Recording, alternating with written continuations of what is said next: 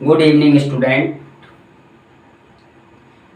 आज हम आप सभी विद्यार्थियों के समक्ष मुगल वंश पर विस्तृत चर्चा करेंगे। और मुगल वंश पर प्यारे विद्यार्थियों, विस्तृत चर्चा करने से पहले हम मुगल वंश के बेसिक परिचय के विषय में थोड़ा सा जान लें कि मुगल वंश का बेसिक परिचय क्या था। तो आइए आज हम देखते हैं मुगल वंश का बेसिक परिचय। समझना जरा कि मुगल वंश का बेसिक परिचय क्या है। जरा परिचय समझना। अब मुगल वंश के बेसिक परिचय पर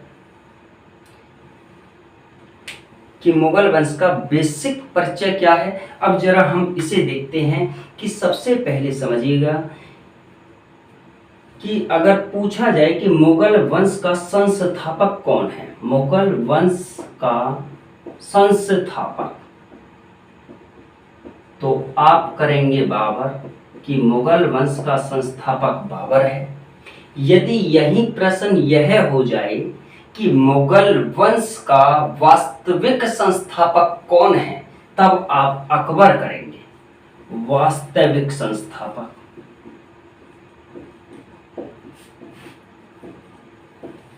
तब आप क्या करेंगे, अकबर। समझना, देखो एक ही शब्द से सवाल चेंज हो गया कि मुगल वंश का संस्थापक बाबर, और अगर वास्तविक संस्थापक की बात वो पूछ ले एग्जाम में आपसे तो अकबर हो गया है आंसर।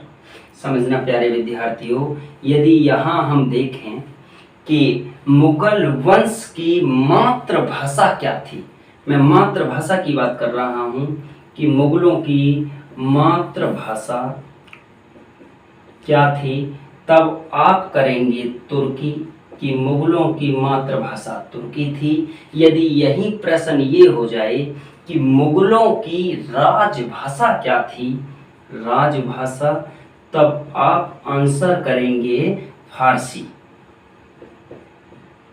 समझना प्यारे विद्यार्थियों, यदि प्रश्न ये हो कि कौन मुगल बादशाह ऐसा था जिसने भारत में सबसे लंबे समय तक शासन किया, तब आप आंसर करेंगे अकबर, यानी सबसे लंबे समय तक शासन किया, तब आप आंसर करेंगे अकबर। और यदि प्रश्न ये हो जाए कि किस मुगल बादशाह ने सबसे कम समय तक शासन किया, तब आंसर हो जाएगा सबसे कम समय तक शासन, तब आंसर हो जाएगा रफी-उद-दरजात।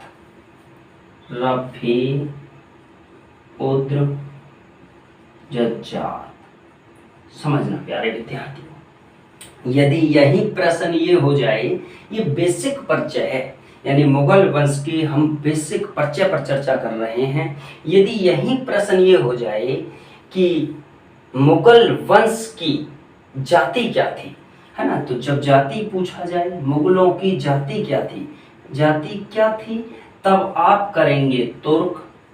और जब आपसे पूछा जाए कि मुगल किस राजवंश के थे, यानी कि इनका राजवंश पूछा जाए, राजवंश कि मुगलों का क्या राजवंश था, तब आप करेंगे चगताई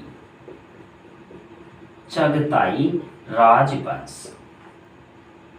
अब जरा समझना कि ये मुगल वंश का बेसिक परिचय है जो मैंने आप सभी विद्यार्थियों के सामने बतलाया। जरा अब देखते हैं कि बस मैं मुगल वंश का संस्थापक और मुगल वंश के वास्तविक संस्थापक पर वार्तालाप आपसे करता हूं कि समझिए, जब बाबर ने भारत में पानीपत का, खानवा का और चंदेरी का और घाघरा का युद्ध जीत लिया, तो प्यारे विद्यार्थियों समझिए कि बाबर ने वहां पर मुगल वंश की स्थापना कर दी। लेकिन समस्या ये थी कि जितना साम्राज्य विस्तार करके और स्थापना जरूरी थी, इतना ही प्रशासनिक मॉडल जो होता है किसी भी राज्य को चलाने के लिए वह भी जरूरी होता। और बाबर को प्रशासनिक व्यवस्था लागू करने का टाइम नहीं मिला, क्योंकि बाबर ने 1526, 27, 28 और 29 में लगातार 4 युद्ध लड़े। चारों युद्ध जीतने के बाद और बाबर की 1530 में मृत्यु हो गई। तो बाबर ने भारत में मुगल साम्राज्य की स्थापना जरूर की, लेकिन प्रशासनिक व्यवस्था बाबर लागू नहीं कर सका।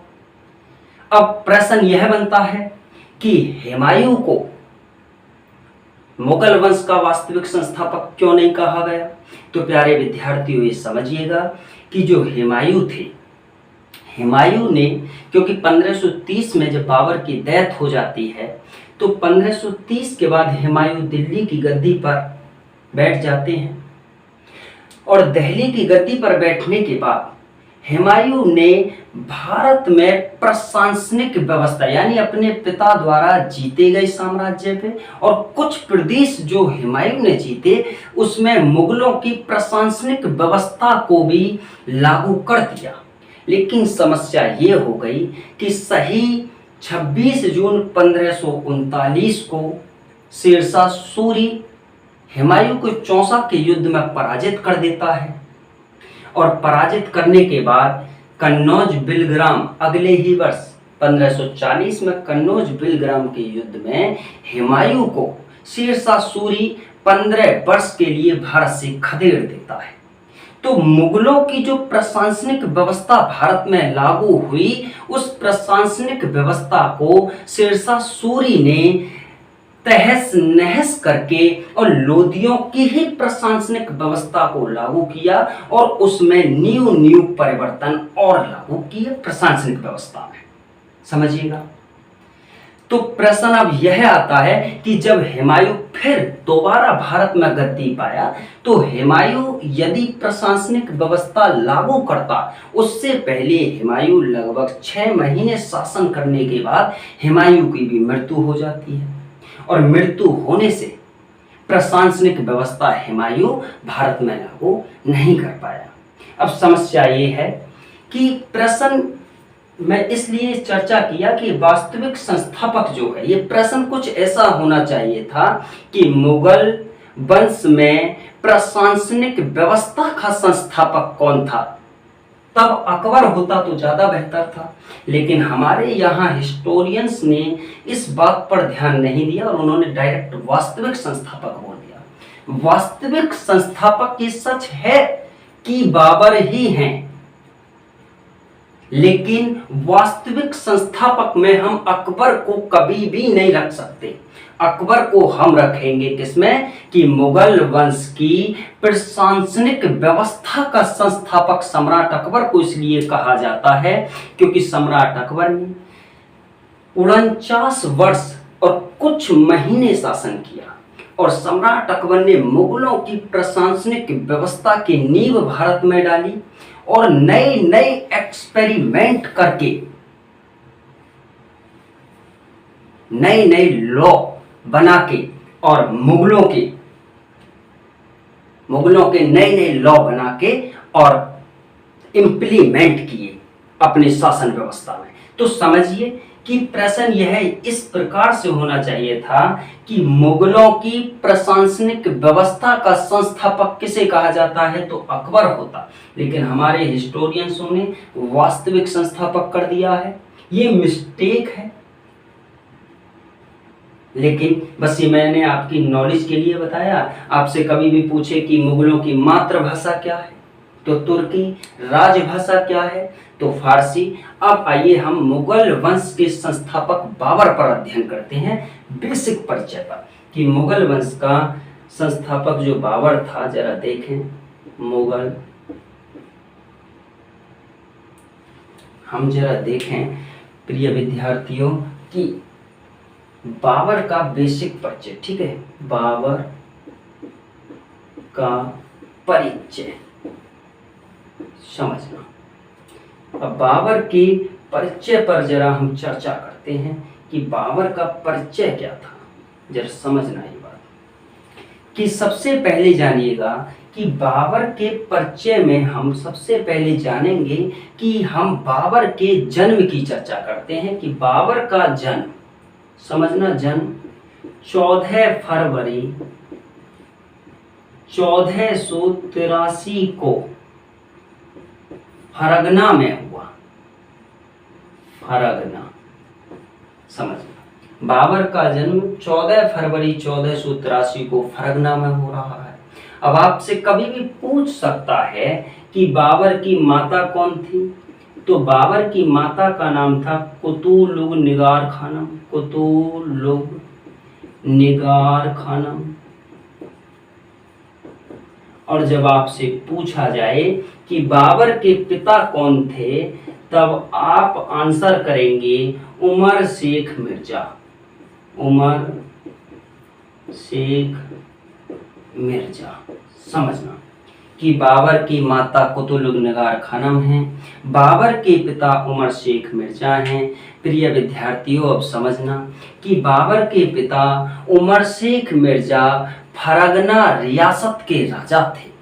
समझना कि वो कहाँ के राजा थे, तो फरगना रियासत। फरगना के राजा कौन थे, तो उमर शेख मिर्जा। उमर शेख मिर्जा यानी बाबर के पिता। और जब तुमसे पूछा जाए कि जो फरगना के राजा उमर शेख मिर्जा थे और उमर शेख मिर्जा ने अपनी राजधानी क्या बनाई, तो मैं कह सकता हूं कि फरगना की राजधानी, फरगना की राजधानी उन्होंने आंदीजान बनाई। आंदीजान, समझना। कभी भी पूछ सकता है कि बाबर के पिता फरगना के राजा थे, फरगना की राजधानी क्या थी, तो आंदीजान फरगना की राजधानी थी। अब समझिएगा कि यहाँ कि बाबर के पिता उमर शेख मिर्जा को कबूतरबाजी का बड़ा शौक था और बाबर के पिता एक बार किसी चट्टान पर जाकर कबूतर उड़ा रहे थे और कबूतरों में ध्यान होने की वजह से बाई एक्सीडेंटल समझ लीजिए कि बाबर के पिता का उस चट्टान से पैर टकरा गया और बाबर के पिता गिर गए और गिरने की वजह से चट्टान से नीचे गिर गए और गिरने की वजह से बाबर के पिता की मृत्यु हो गई। और जब बाबर के पिता की मृत्यु हुई तो कभी भी पूछ सकता कब हुई, जरा देखें कि उमर शेख मिर्जा की मृत्यु, उमर शेख मिर्जा की मृत्यु हुई 1494। समझ कि उमर शेख मिर्जा की मृत्यु 1494 में हो गई। और जब उमर शेख मिर्जा की मृत्यु 1494 में हुई, तब बाबर के परिवार के लोगों ने और बाबर के सहपाठियों ने बाबर को मनाया और बाबर को फरगना की गद्दी पर बैठाने के लिए मना लिया। अब समझना कि हम यदि ये प्रश्न इस प्रकार करते हैं कि बाबर का राज्याभिषेक कब हुआ, ठीक है, कि बाबर का राज्याभिषेक,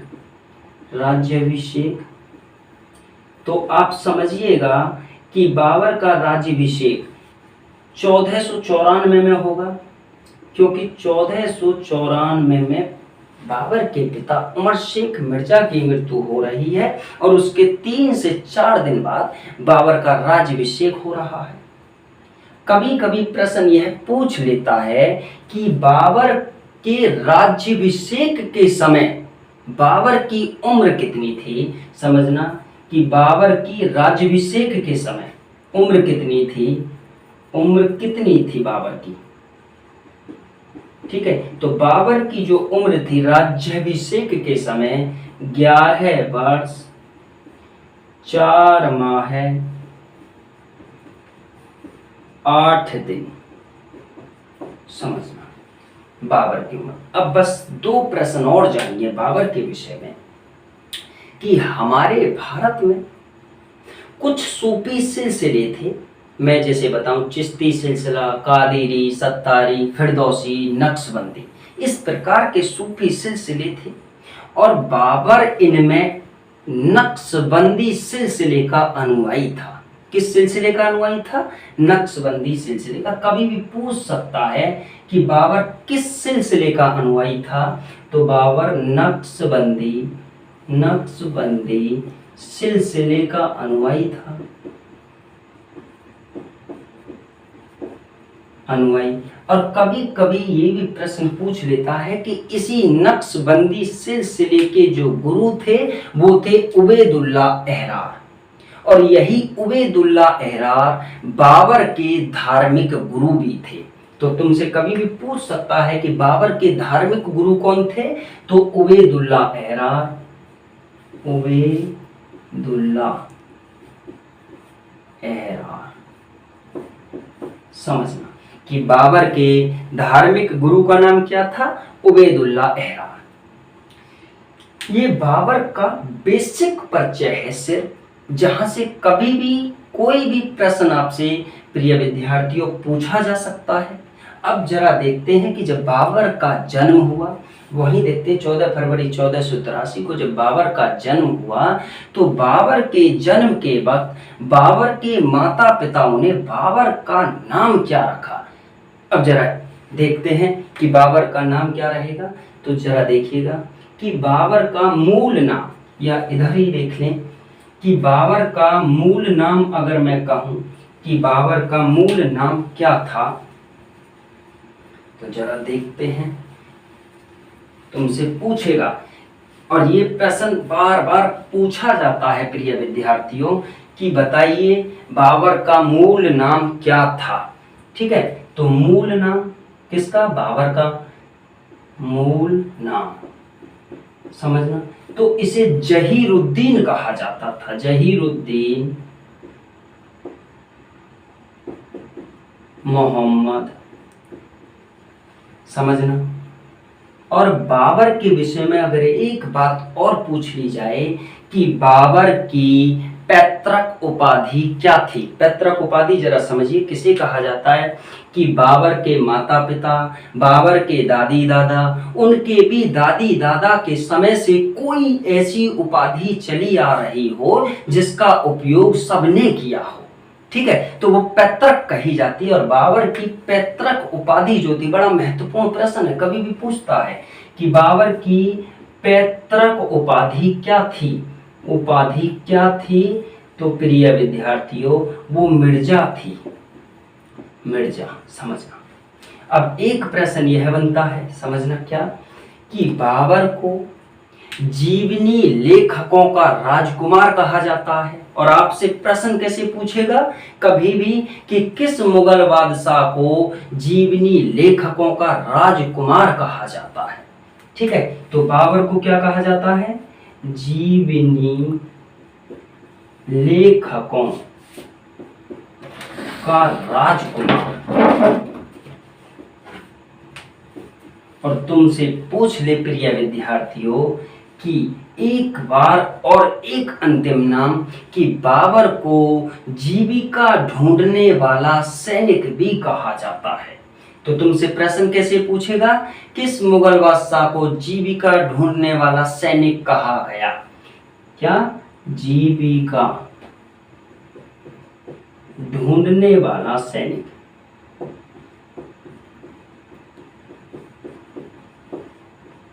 समझना कि ये बाबर के कुछ नाम हैं, इनके अलावा भी कुछ नाम और हैं बाबर के, जैसे कलंदर होगा, बादशाह होगा, गाजी होगा। हम इन नामों की चर्चा वहीं करेंगे जहां बाबर इन नामों को धारण करेगा। समझना, ये रहा बाबर का बेसिक परिचय। अब जरा बाबर के बेसिक परिचय के बाद मैं उम्मीद करूंगा कि मेरे द्वारा दिया गया बेसिक परिचय सभी विद्यार्थियों को अच्छी तरह समझ आ गया होगा। अब बाबर के बेसिक परिचय के बाद अब जरा हम जानते हैं कि समझना, बाबर ने फरगना का राजा होते वक्त बाबर ने एक डिमांड की। जरा पहले समझना डिमांड क्या रहेगी कि समझना यहाँ पर कि यहाँ बाबर कह रहे हैं, समझना यहाँ बाबर है, ये रहे बाबर। और यदि हमने इस प्रकार से इसे दो एरो बना दिए और इस प्रकार से दो एरो बनाने के बाद हमने यहाँ मात्र पक्ष लिख दिया, और यहां हम पितृपक्ष लिखे दे रहे हैं, पितृपक्ष। मातृपक्ष की तरफ चंगेज खां लिखे दे रहे हैं हम, और पितृपक्ष की तरफ हम तैमूर लंग लिखे दे रहे हैं, तैमूर लंग। समझिए, अब देखते हैं कि क्या मैटर बनेगा जरा। बाबर कह रहे हैं, क्या बाबर कह रहा है कि यदि मुझे मातृपक्ष की तरफ से देखा जाए तो मैं चंगेज खां का कौन सा 14वां वंशज हूं, 14वां वंशज। समझना। और बाबर इस तरफ क्या कह रहे हैं, बाबर कह रहे हैं कि यदि बाबर कह रहा है कि यदि मुझे पितृपक्ष की तरफ से देखा जाए तो मैं तैमूर लंग का 5वां वंशज हूं। समझना। प्रिय विद्यार्थियों, हमारा प्रयत्न यह है कि हम हिस्ट्री को जितना इजी बनाकर पढ़ा सकते हो आपको इतना इजी से इजी बनाकर पढ़ाएं, जबकि यही प्रश्न पुस्तकों में इस प्रकार रहता है, उसका यही नहीं पता चलता कि प्रश्न में सवाल क्या पूछ रहा है। यह सवाल कैसे होगा, बाबर मातृपक्ष की तरफ से चंगेज खां का 14वां वंशज एवं पितृपक्ष की तरफ से तैमूर लंग का 5वां वंशज है। अब यही नहीं पता चला इस प्रश्न में कि ये पुस्तकों में इसी प्रकार से लिखा रहता। अब यही नहीं पता चल रहा कि बाबर के विषय में ये प्रश्न पूछ क्या रहा है, और इसी प्रश्न को हमने यहाँ खोल दिया है। अब हमें आसानी से पता है कि बाबर क्या कह रहा है कि मातृपक्ष की तरफ से देखा जाए तो मैं चंगेज खां का 14वां वंशज हूँ। बाबर इधर क्या कह रहा है कि मुझे पितृपक्ष की तरफ से देखा जाए तो मैं तैमूर लंग का 5वां वंशज हूँ। क्लियर हुआ इतना मैटर। अब जरा समझना प्यारे विद्यार्थियों कि ये जो तैमूर जो लंग थे, जब ये कभी राजा हुआ करते थे तब इनकी राजधानी समरकंद थी। समरकंद, समझना, इनकी राजधानी क्या थी, समरकंद। और बाबर क्या कह रहे हैं कि मैं तैमूर का 5वां वंशज हूं, इसीलिए तैमूर बाबर के परदादा लगे। और बाबर फरगना के राजा हैं, और बाबर फरगना के राजा हैं। अब जरा देखते हैं कि मैटर क्या बनेगा। तो मैटर ये बना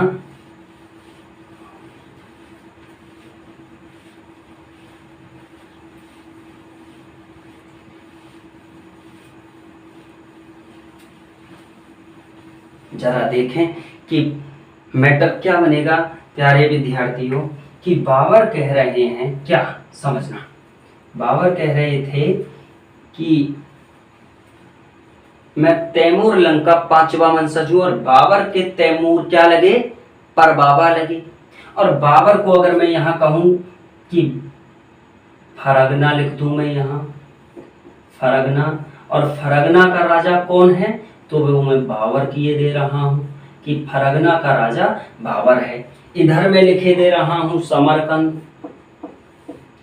समरकंद, और समरकंद का राजा कौन है, तो उसका नाम है बेशकर मिर्जा, शकर मिर्जा। समझना। अब ध्यान से समझना इस मैटर को कि बाबर फरगना के राजा हैं और समरकंद का राजा बेशकर मिर्जा है। और इस बेशकर मिर्जा की जो सहायता शेवानी खां किया करता था, शेवानी खां। समझना। अब जरा ध्यान से समझना कि इस बेशकर मिर्जा की सहायता शेवानी खां किया करता था।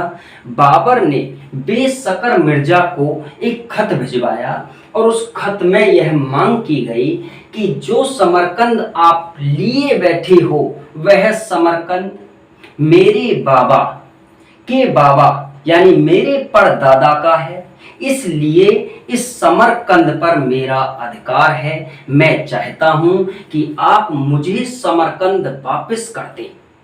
ये बाबर ने फरगना से फरमान समरकंद भिजवाया और बेशकर मिर्जा भड़क गए। बेशकर मिर्जा ने यह बात शेवानी खां को भी बताई।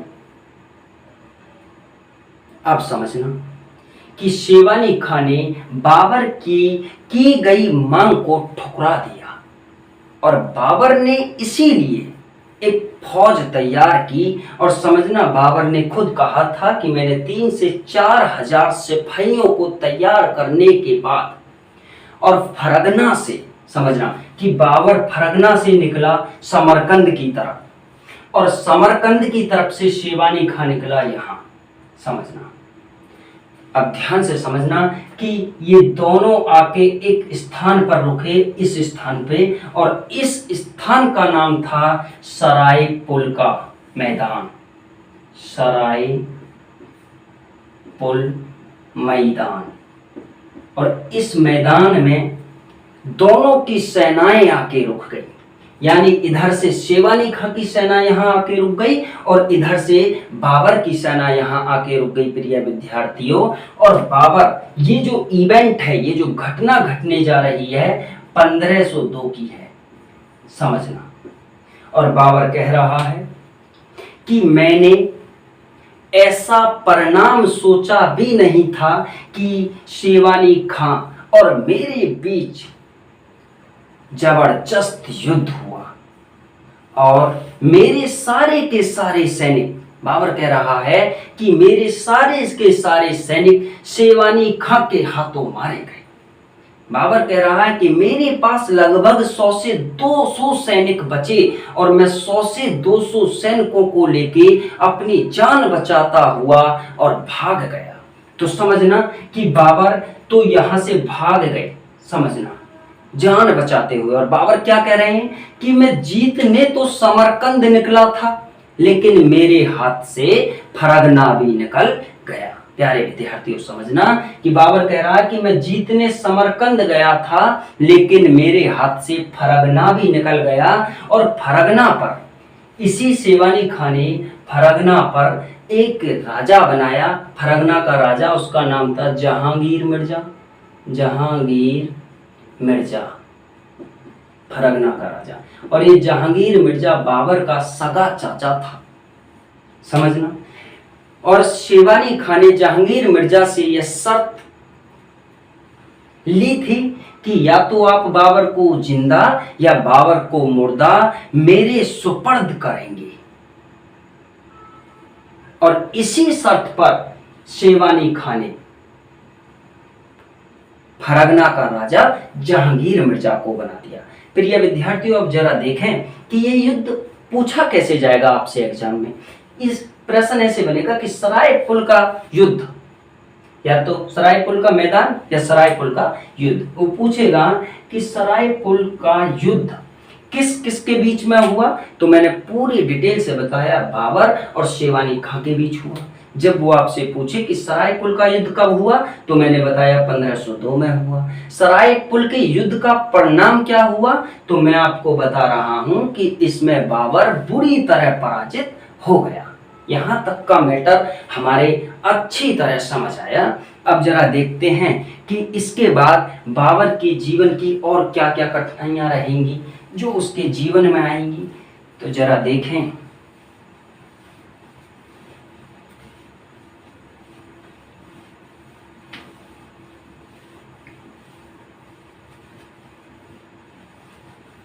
अब समझना कि बाबर के जीवन में और क्या क्या कठिनाइयां आने वाली हैं। तो समझना कि बाबर क्या कह रहे हैं, जरा इसी तरह से फिर से देखें हम। तो जरा समझना कि बाबर क्या कहेंगे। बाबर ने कहा कि मेरे पास, जब मैं सराय पुल के युद्ध में शेवाली खां से पराजित हो गया, तो मेरे पास 100 से 200 सैनिक मात्र बचे थे। मैंने बड़ा संघर्ष किया और संघर्ष करने के बाद फिर मैंने 3 से 4 हजार की सेना को इकट्ठा किया। और 3 से 4 हजार की सेना को इकट्ठा करने के बाद बाबर कहते हैं कि मैंने 1504 में काबुल जीता। काबुल जीता। और बाबर कह रहे हैं कि काबुल को जीतने के बाद, समझना, बाबर फिर कह रहे हैं कि 1507 में मैंने कांधार जीता। कांधार जीता। अब समझना, बाबर कह रहा है कि ये बात समझना कि मैंने 1507 में कांधार जीता, और जैसे ही मैं कांधार में कुछ सैनिकों की टुकड़ी छोड़ के आया काबुल, बाबर जब वापस काबुल आया तो कांधार के लोगों ने मेरे विरुद्ध विद्रोह कर दिया। जितनी रफ्तार के साथ मेरे हाथ में कांधार आया था, उतनी ही रफ्तार से कांधार मेरे हाथ से निकल गया। लेकिन आने वाले समय में बाबर कांधार पर विजय प्राप्त कर लेगा। अब आगे देखते हैं कि आगे क्या होता है। बाबर कहता है कि मैंने 1512 से लेके 1514 के बीच, समझना, सबसे पहले तो 1512 में उसने समरकंद, और बाबर कह रहा है कि यही बुखारा, और बाबर कह रहा है खुरासान जीता। अब समझना कि बाबर ने 1512 में जो समरकंद जीता, अब फिर एक विवादित स्थल को जीत लिया बाबर ने, फिर एक बार विवादित स्थल को जीत लिया बाबर ने।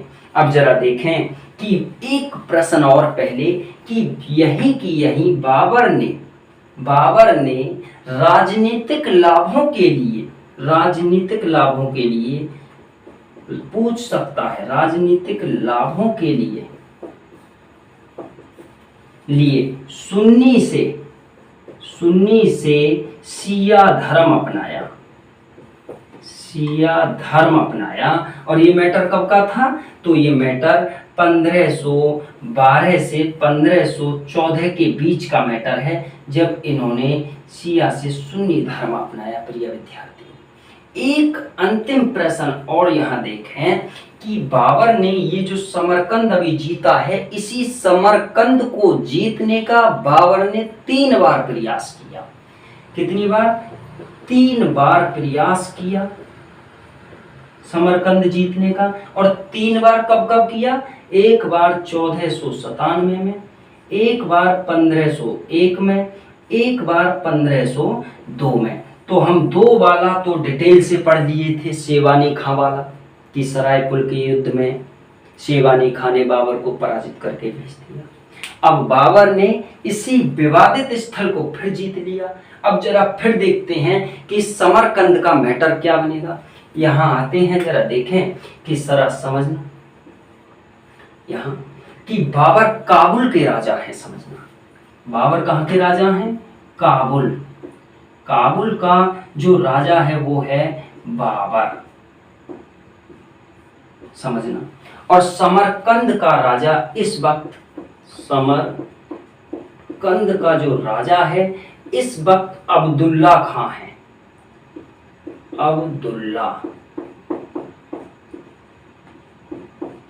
खां। अब जरा समझना कि अब्दुल्ला खां इसलिए है कि शेवानी खां की मृत्यु हो चुकी थी और अब्दुल्ला खां राजा बन चुके थे उज़्बेकों के।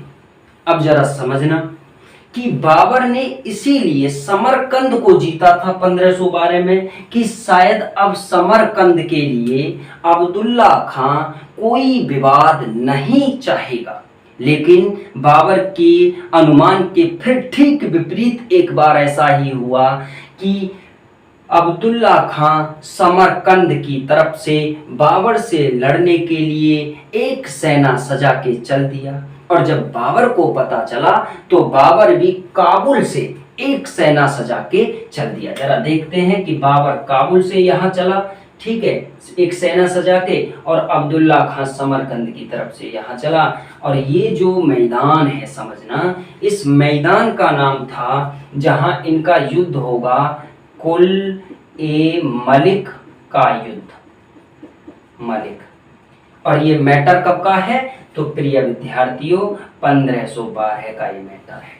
समझना, ये बड़ी महत्वपूर्ण इवेंट घटने जा रही है। बाबर ने 4 से 5 हजार सैनिकों को ले जाके और अब्दुल्ला खां का सामना किया।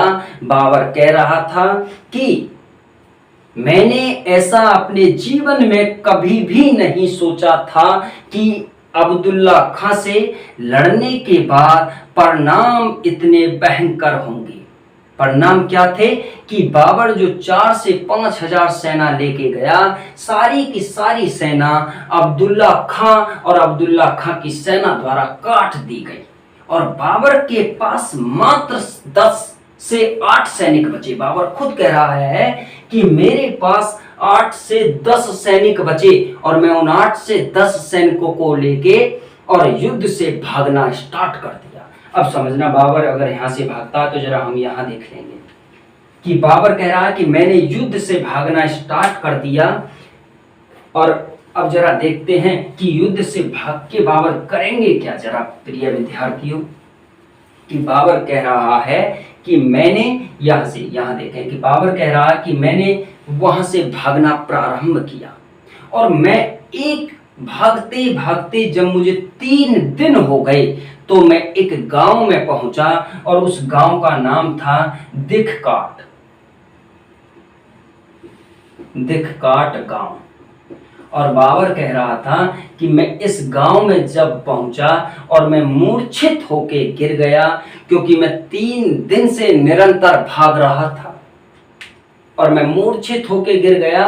कुछ ही क्षण बाद मेरे सम्मुख एक मुझे बुढ़िया दिखाई दी। उस बुढ़िया ने मुझे अपनी उम्र 111 वर्ष बताई। समझना, बाबर के सामने एक बुढ़िया आई जिसकी उम्र 111 वर्ष थी और बुढ़िया ने बाबर से बाबर का परिचय पूछा तो बाबर ने कहा कि मुझे माताजी पहले पानी और 1 रोटी या 2 रोटी दे दीजिएगा।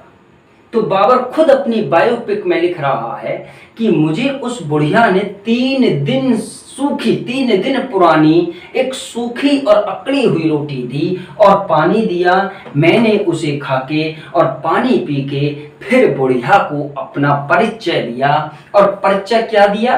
बाबर कह रहा था कि मैंने कहा, माताजी मैं अभी अभी अब्दुल्ला खां से युद्ध कर रहा था और अब्दुल्ला खां ने मेरी पूरी सेना को युद्ध भूमि में मार दिया और मैं वहां से जान बचा के भागता हुआ यहां तक आया हूं। और बाबर ने कहा कि वैसे मैं तैमूर का 5वां वंशज हूं, तैमूर मेरे परबाबा लगते हैं। बुढ़िया ने कहा कि मैं हैरान हूं कि जिसकी रंगों में सूरवीरों का खून बहना चाहिए वह कायरों की भांति भागता हुआ जा रहा है।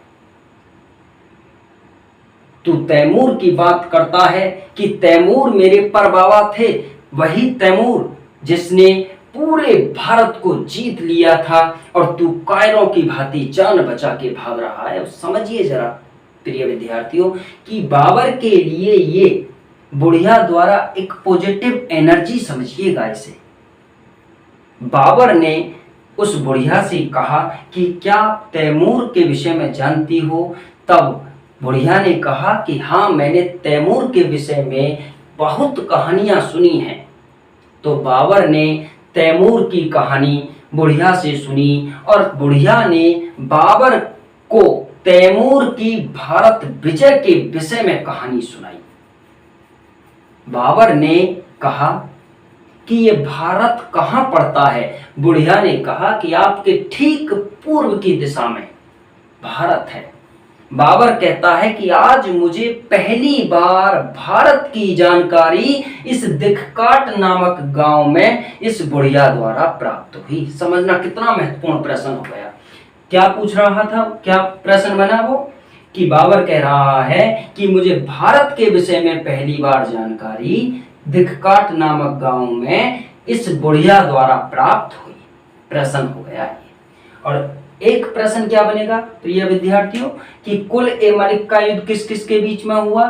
तो बाबर और अब्दुल्ला खां। कुल ए मलिक के युद्ध में कौन पराजित हुआ? तो बाबर पराजित हुए। कुल ए मलिक का युद्ध कब हुआ?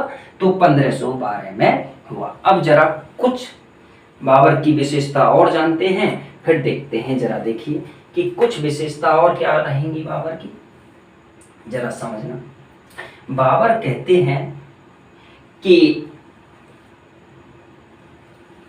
जब मैं 8 से 10 सैनिकों को लेके यहाँ 8 से 10 ही सैनिक बचे थे कि 8 से 10 सैनिकों को लेके भागा, तब मेरे हाथ से काबुल भी निकल गया।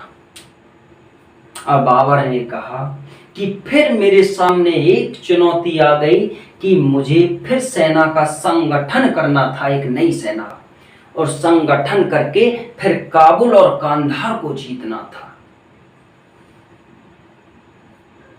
और बाबर ने फिर संघर्ष करके एक सेना का संगठन किया और काबुल और कांधार को जीत लिया। लेकिन इसी क्षण देखना कि बाबर को काबुल में जब बाबर काबुल में था, तब बाबर को भारत से समझना, भारत से राणा सांगा और दौलत खां लोधी,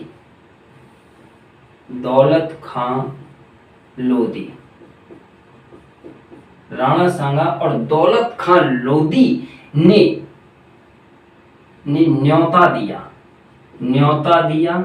और न्योता किस बात का दिया कि आप आइए और भारत पर आक्रमण कीजिए और दिल्ली के सुल्तान इब्राहिम लोदी या दिल्ली और आगरा के सुल्तान इब्राहिम लोदी को पराजित करिए और युद्ध में मारिए और भारत से कुछ धन लूटिए और फिर वापस चले जाइए। तुमसे पूछेगा प्रश्न कि बाबर को भारत पर आक्रमण करने का न्योता किसने दिया, तो राणा सांगा और दौलत खां लोधी ने न्योता दिया। एक प्रश्न।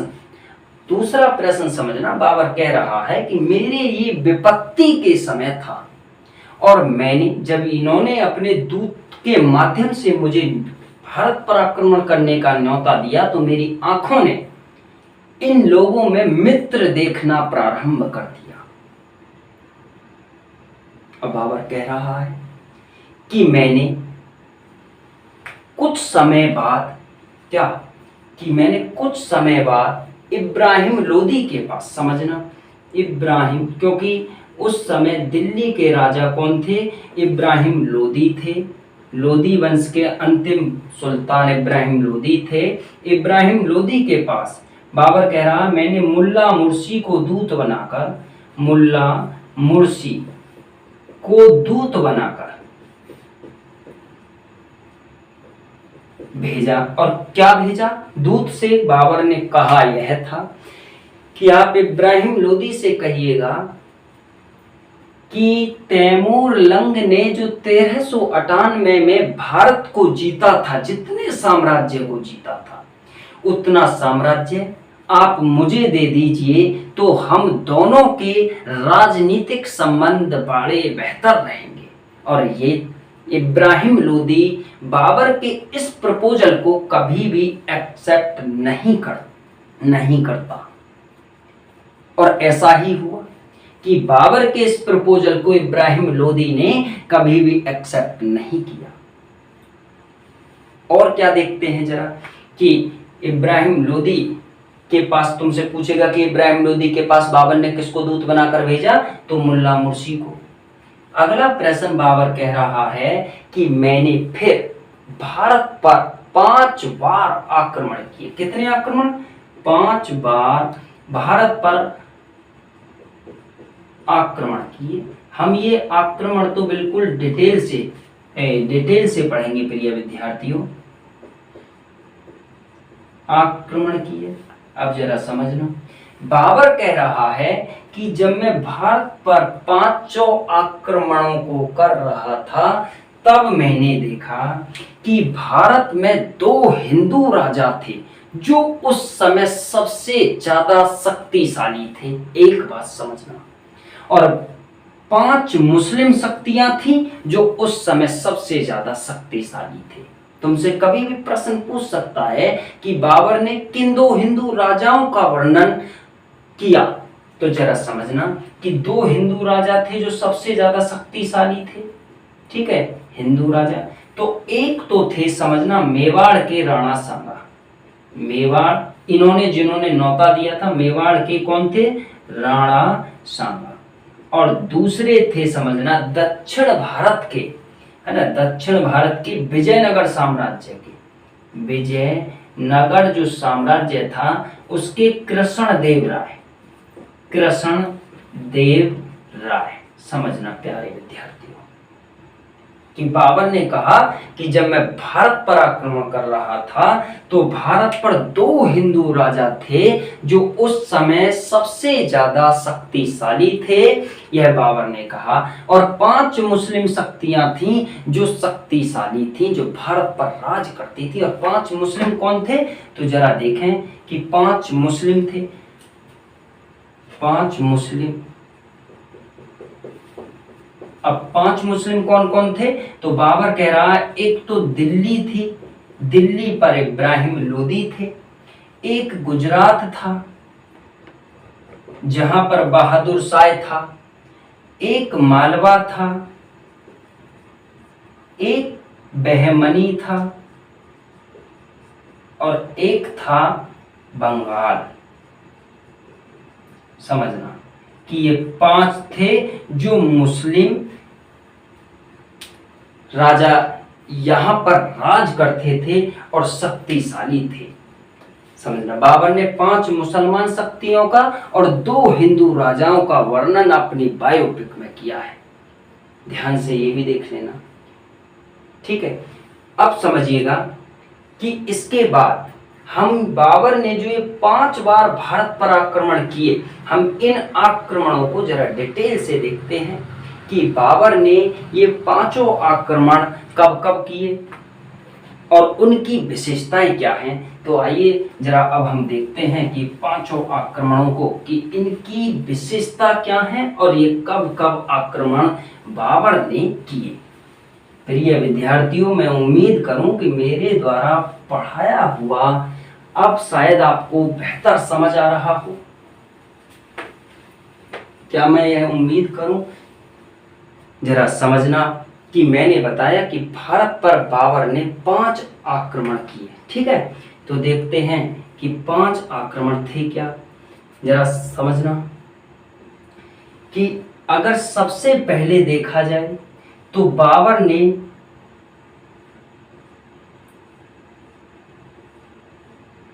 5 आक्रमण, कि बाबर ने सबसे पहले 1519, दूसरा भी 1519 में, तीसरा 1520 में, चौथा 1524 में और 5वां 1526 में। अब जरा देखते हैं कि 5 आक्रमण भारत पर जो किए हैं। पहला जो आक्रमण था वो बाबर ने बाजौर और भेरा पर किया। और ये जो बाजौर और भेरा है, समझना प्यारे विद्यार्थियों, ये झेलम तट पर है, झेलम तट। और इसी बाजौर भेरा को प्यारे विद्यार्थियों समझना कि भारत का प्रवेश द्वार कहा जाता है, भारत का प्रवेश द्वार, समझना। और इस बाजौर भेरा युद्ध की खासियत क्या थी, जरा समझना कि बाबर ने इस बाजौर भेरा युद्ध में तोप खाने का प्रयोग किया, तोपों का प्रयोग किया और बारूद का प्रयोग किया। तुमसे कभी भी पूछ सकता है कि बाबर ने पहली बार भारत में तोपों का प्रयोग किस युद्ध के विरुद्ध किया, तो बाजौर भेरा युद्ध के विरुद्ध बाबर ने तोपों का प्रयोग और बारूद का प्रयोग किया। इसकी यही विशेषता है। बाबर कहता है कि 1519 में मैंने पेशावर जीता, पेशावर जीता। बाबर कह रहा है कि 1520 में मैंने सियालकोट जीता, समझना। और 1524 में बाबर कहता है कि मैंने लाहौर और दीपालपुर जीता। बाबर कहता है कि 1526 का युद्ध जो था इतिहास में पानीपत का प्रथम युद्ध के नाम से जाना जाता है, पानीपत का प्रथम युद्ध। और हम प्रिय विद्यार्थियों, इसी 1526 के पानीपत के प्रथम युद्ध को ही अब तुम्हारे सामने डिटेल से पढ़ेंगे कि पानीपत के प्रथम युद्ध की क्या क्या विशेषता थी। जरा अब इसी पर देखते हैं चर्चा करके कि पानीपत के प्रथम युद्ध में हमें पांचों आक्रमण आपको बता दिया कि बाबर के भारत पर 5 आक्रमण किस प्रकार हुए, 1519, 20, 24 और 26। समझना। अब जरा देखते हैं कि बाबर के पानीपत आक्रमण का मैटर क्या रहेगा, जरा देखें। समझना कि पानीपत का प्रथम युद्ध, ठीक है। अब जरा हम ये समझिएगा कि सबसे पहले तो हम देखें पानीपत का युद्ध, पानीपत का प्रथम युद्ध।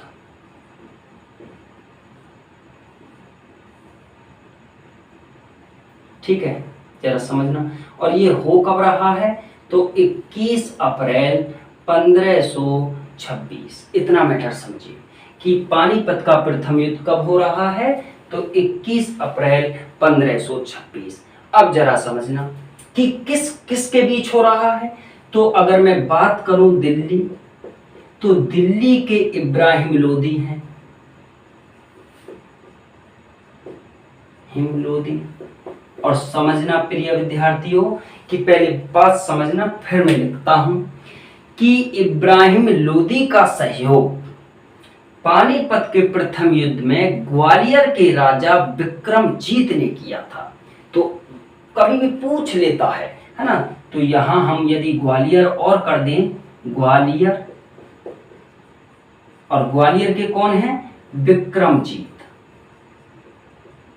विक्रमजीत ने ग्वालियर के राजा थे, राजपूत राजा, जिन्होंने इब्राहिम लोदी का सहयोग किया। और यदि इधर हम देखें तो मुगलों की तरफ से कौन है, बाबर। मुगलों की तरफ से कौन है, तो बाबर। जरा समझना मैटर कि मुगलों की तरफ से बाबर है। बाबर कह रहे हैं कि जब इब्राहिम लोदी ने मेरा प्रपोजल ठुकरा दिया तो मेरे पास सिर्फ एक ही जरिया था, और वो था कि या तो युद्ध में मैं पराजित होके स्वर्ग सिधार जाऊं, या फिर इब्राहिम लोदी युद्ध में पराजित होके स्वर्ग सिधार जाए। बाबर कहता है कि इस युद्ध में जब यह पूर्ण तरीका से पक्का हो गया कि युद्ध होना जरूरी है, तो समझना, बाबर कहते हैं कि इस युद्ध में इब्राहिम लोदी के पास 1 लाख सेना थी और मेरे पास इस वक्त 12,000 सेना थी। समझना, बाबर कह रहे हैं। अब जरा एक एक विशेषता वहां देखते हैं। बाबर कह रहे हैं, पहली विशेषता कि मैं 12 अप्रैल 1526 को पानीपत के मैदान में पहुंचा। 12 अप्रैल, कभी भी पूछ सकता है, अप्रैल 1526 को पानीपत के मैदान में पहुंचा। पानीपत के मैदान में पहुंचा। बाबर कहते हैं, जरा समझना प्रिय विद्यार्थियों कि तुमसे कभी भी पूछ लेगा, क्योंकि बाबर भारत में 4 युद्ध लड़ेगा और हम चारों का ही अध्ययन करेंगे। वो कभी भी पूछ लेता है कि बाबर के लिए किस युद्ध को निर्णायक युद्ध कहा जाता है, तो इसी पानीपत युद्ध को बाबर के लिए निर्णायक युद्ध कहा गया। जरा देखें तो दूसरी विशेषता क्या रही कि बाबर के लिए पानीपत युद्ध को निर्णायक युद्ध कहा गया। पानीपत युद्ध को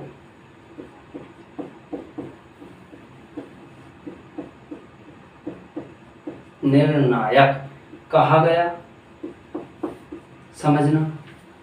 तीसरी विशेषता यदि हम इस युद्ध की देखें तो बाबर कहते हैं कि मैंने इस युद्ध को प्रारंभ होने से पहले सेना को बड़ा बेहतर तरीके से सजाया। और किस प्रकार सजाया कि मैंने उस्मानी विधि का प्रयोग किया। उस्मानी विधि कहा जाता है तोपों के सजाने के तरीका को समझना। किसका प्रयोग कर रहे हैं वो? उस्मानी विधि कि मैंने उस्मानी विधि, और उस्मानी विधि किसे कहते हैं? तोपों के सजाने के तरीके को, तोपों के सजाने के तरीके को बाबर कहते हैं। इसके अलावा मैंने तुलु गमा नीति अपनाई, युद्ध मैदान में तुलु गमा नीति अपनाई।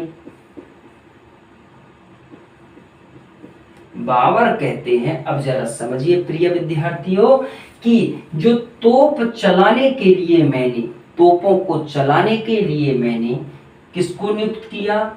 तोपों को चलाने के लिए उस्ताद अली, किसको? उस्ताद अली और मुस्तफा को नियुक्त किया। बाबर कहते हैं कि इसी युद्ध में मैंने बंदूकों का भी प्रयोग किया, बंदूकों का प्रयोग। और कभी भी पूछ सकता है कि बाबर ने बंदूक चलाना किससे सीखा? तो प्रिय विद्यार्थियों, बंदूक ईरानियों से चलाना सीखा, ईरानियों से चलाना सीखा। बाबर कहता है, जरा समझना कि यह जो उस्मानी विधि थी, तोपों को सजाने का एक जो तरीका था, ये तोपों का युद्ध यानी मध्य एशिया में पहली बार इन तोपों का प्रयोग कहाँ हुआ? जरा इस प्रश्न को यहाँ देख लेते हैं, समझना कि मध्य एशिया में इन तोपों का प्रयोग कहाँ हुआ। तो समझना कि 1514 में चाल्दीरान के युद्ध में, चाल्दीरान के युद्ध में उस्मानियों ने ईरानियों के विरुद्ध किया।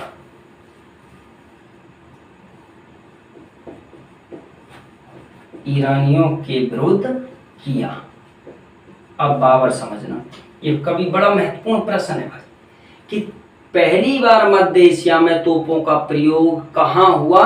तो 1514 में चाल्दीरान के युद्ध में उस्मानियों ने ईरानियों के विरुद्ध किया। अब जरा समझना, बाबर कहता है कि हम सेना सजा के दोनों रणभूमि में पानीपत की में उतर गए, और बाबर कह रहा था कि मेरी संख्या मात्र 12,000 थी और इब्राहिम लोदी की संख्या 1,00,000 थी, इसीलिए हमारा पहला नियम यह था कि हम रक्षात्मक तरीके से युद्ध करें। हम चाहते थे कि इब्राहिम लोदी हम पर आक्रमण करे, लेकिन बाबर कहता है कि वो इतना ढीठ किस्म का व्यक्ति निकला कि उसने हमसे कभी भी अपनी तरफ से आक्रमण नहीं किया। मेरे सैनिक उसके शिविर में जाते थे और उसकी सेना के कुछ लोगों के सरों को कलम करके ले आते थे, लेकिन वो इतना ढीठ था कि फिर भी उसने आक्रमण नहीं किया।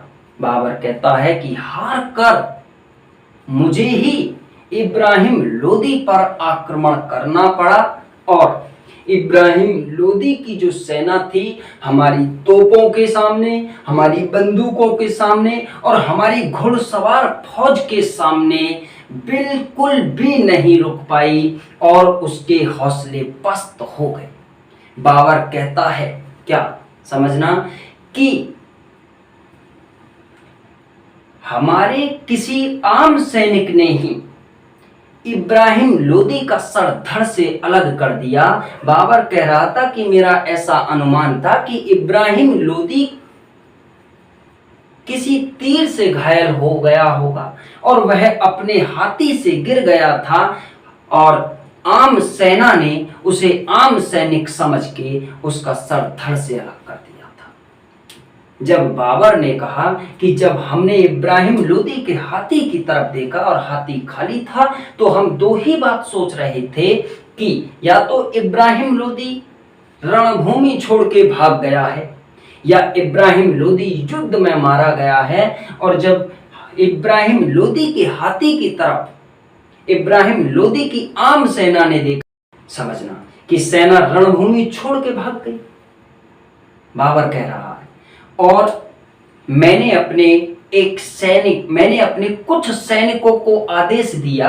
क्या आदेश? कि जाइए और यदि इब्राहिम लोदी रणभूमि में मारा गया है तो उसके शव को मेरे समक्ष प्रस्तुत कीजिए। बाबर कहता है कि एक सैनिक जिसका नाम ताहिर तीबरी था, बाबर कहता है कि एक सैनिक जिसका नाम ताहिर तीबरी था, उसने इब्राहिम लोदी का शव मेरे समक्ष प्रस्तुत किया। देखना ध्यान से, कभी भी पूछ सकता है कि इब्राहिम लोदी का शव कौन लेके आया, तो इब्राहिम लोदी का सर ताहिर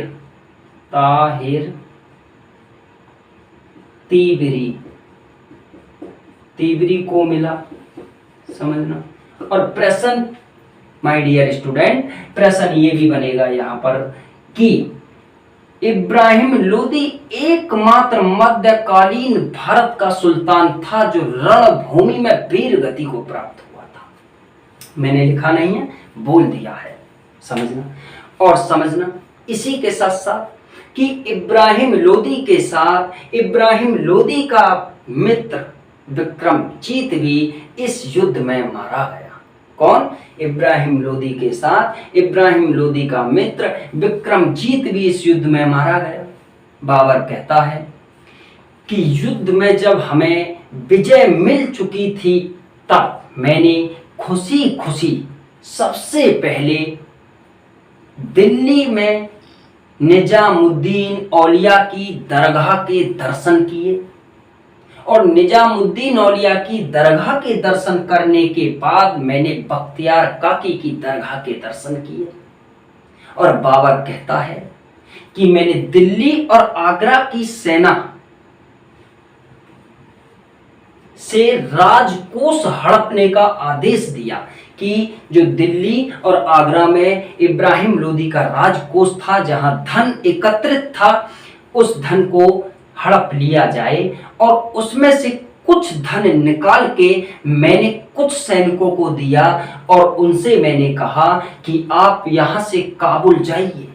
समझना प्यारे विद्यार्थियों कि आप यहां से काबुल जाइए और काबुल के प्रत्येक निवासी को एक एक चांदी का रुपया मेरी तरफ से दे दीजिए।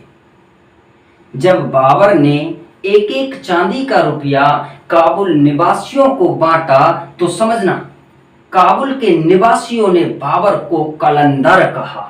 आज पहली बार समझना ध्यान से कि बाबर को कब मिल रही है कलंदर की उपाधि, तो 1526 के युद्ध में बाबर को कलंदर, और किसने कहा? काबुल निवासियों ने। समझना, बाबर कहता है कि मैं यह युद्ध तो जीत ही चुका था और इस युद्ध की जीत की ही खुशी में लगभग 27 अप्रैल को मैंने अपने आप को बादशाह भी घोषित कर दिया। समझना, कब बादशाह घोषित कर रहा है बाबर? 1526 में अपने आप को बादशाह घोषित किया। आज पता चला कि कलंदर और बादशाह की उपाधि बाबर को कब कब प्राप्त हुई। बाबर कहता है कि विक्रमजीत तो युद्ध में मारा गया और विक्रमजीत के परिवार के साथ हुमायूं ने बड़ा ही अच्छा बर्ताव किया। और बड़ा अच्छा बर्ताव करने के ही कारण विक्रमजीत के परिवार वालों ने हुमायूं को कोहिनूर हीरा दिया और हुमायूं ने वह कोहिनूर हीरा मुझे भेंट किया, लेकिन मैंने वह हीरा वापस कर दिया हुमायूं को ही। बाबर इसके बाद कहता है कि इब्राहिम लोदी का जो शव था वो मेरे समक्ष पड़ा था। मैंने सोचा कि ये युद्ध था और युद्ध में हम दोनों में से कोई एक रणभूमि में जरूर पराजित होता और वीर गति को भी प्राप्त होता। और मैंने इसीलिए इब्राहिम लोदी का, जरा देखो प्रिय विद्यार्थी, कि इब्राहिम लोदी का पूछेगा तुमसे कभी भी, इब्राहिम लोदी का मकबरा, लोदी का मकबरा पानीपत में ही ईंटों से, पानीपत में ईंटों से बनवा दिया बाबर ने। किसने? बाबर ने। बाबर कह रहा है कि मैंने पानीपत में ही इब्राहिम लोदी का मकबरा ईंटों से बनवा दिया। और दिल्ली एवं आगरा पर मेरा अधिकार हो गया। अब एक अंतिम प्रश्न और जानिए प्रिय विद्यार्थियों, कि अंतिम प्रश्न क्या बनेगा, कि समझना कि बाबर ने जब पानीपत में प्रथम युद्ध लड़ा पानीपत का, तो बाबर उस समय काबुल और कांधार का राजा था। और आपने सुना होगा कुषाण साम्राज्य, जिसमें सम्राट कनिष्क पैदा हुए थे, वही कनिष्क जिसके समय में चौथी बौद्ध परिषद हुई थी। और समझना, कुषाणों के साम्राज्य में काबुल और कांधार थे। जब कुषाणों का भारत में पतन हो गया तो काबुल और कांधार हमारे हाथों से हमेशा के लिए निकल गए। कब तक के लिए निकले, जरा देखना कि कुषाण साम्राज्य के पतन के बाद काबुल और कांधार को बाबर ने भारत का हिस्सा बनाया। जरा पूछेगा, प्रश्न कैसे पूछेगा कि किस मुगल बादशाह ने काबुल और कांधार को भारत का हिस्सा बनाया? तो किसने बनाया? बाबर ने। जरा समझना कि यहां मैं लिख देता हूं कि बाबर ने काबुल प्लस कांधार को कुषाण साम्राज्य के पतन के बाद भारत का हिस्सा बनाया। और कब बना दिया? 1526, क्योंकि पानीपत के प्रथम युद्ध को जीतने के बाद बाबर ने भारत में मुगल साम्राज्य की नींव डाल दी। अब समझिएगा कि यह तुम्हारे पानीपत का जो प्रथम युद्ध था, पानीपत के प्रथम युद्ध की जो भी बारीक सी चर्चा थी, वो सारी की सारी चर्चा हमने आप सभी विद्यार्थियों के समक्ष की। मुझे ऐसा लगता है कि यहां से कोई भी प्रश्न बाहर नहीं जाएगा। सारे के सारे प्रश्न आपके यहीं से टच किए जाएंगे। और इसके बाद अब हम देखते हैं पानीपत के युद्ध के बाद कि इतिहास में अगला जो युद्ध है बाबर का, खानवा के युद्ध के नाम से मशहूर युद्ध है। अब जरा उस पर चर्चा करते हैं कि बाबर का खानवा का युद्ध क्या था और उसकी क्या क्या विशेषताएं थी। तो प्रिय विद्यार्थियों, जरा देखें कि खानवा का युद्ध क्या था और क्या क्या उसकी विशेषताएं रहेंगी। जरा समझना कि अब इतिहास में अगला जो युद्ध होगा वो क्या होगा? खानवा का युद्ध। जरा समझना कि मैं लिखे दे रहा हूं खानवा का युद्ध। और खानवा का जो युद्ध था प्रिय विद्यार्थियों, जरा समझना कि ज्यादातर पुस्तकों में इसकी डेट है 16 मार्च 1527 और डॉक्टर LS नागौरी ने इसी खानवा युद्ध की डेट दी है 17 मार्च 1527। जरा तो दोनों ही डेट बड़ी महत्वपूर्ण है और दोनों ही डेट आपको याद रखनी है। एक बात। दूसरी बात, अब हम देखते हैं कि जो खानवा का युद्ध था, ये पहले ये देखते हैं कि ये हुआ किस किस के बीच में था। तो यदि मैं मेवाड़ की बात करूं तो यहाँ मेवाड़ के राजा कौन थे? राणा सांगा, समझना। और यही यदि मैं एक बात और आपके लिए एक्सपोज कर दूं कि इब्राहिम लोदी का एक छोटा भाई था जो पानीपत के युद्ध से बच के भाग गया था और उसका नाम था महमूद लोदी। और महमूद लोदी के पिता का भी नाम सिकंदर ही लोदी है, समझना। तो राणा सांगा का सहयोग महमूद लोदी कर रहा है, महमूद लोदी भी कर रहा है, समझना। अब जरा देखते हैं कि अब दिल्ली और आगरा से, अब दिल्ली और आगरा तो बाबर के अधिकार में आ गई, और दिल्ली से कौन कर रहा है, तो बाबर। कि दिल्ली और आगरा बाबर के अधिकार वाले क्षेत्र में आ गए।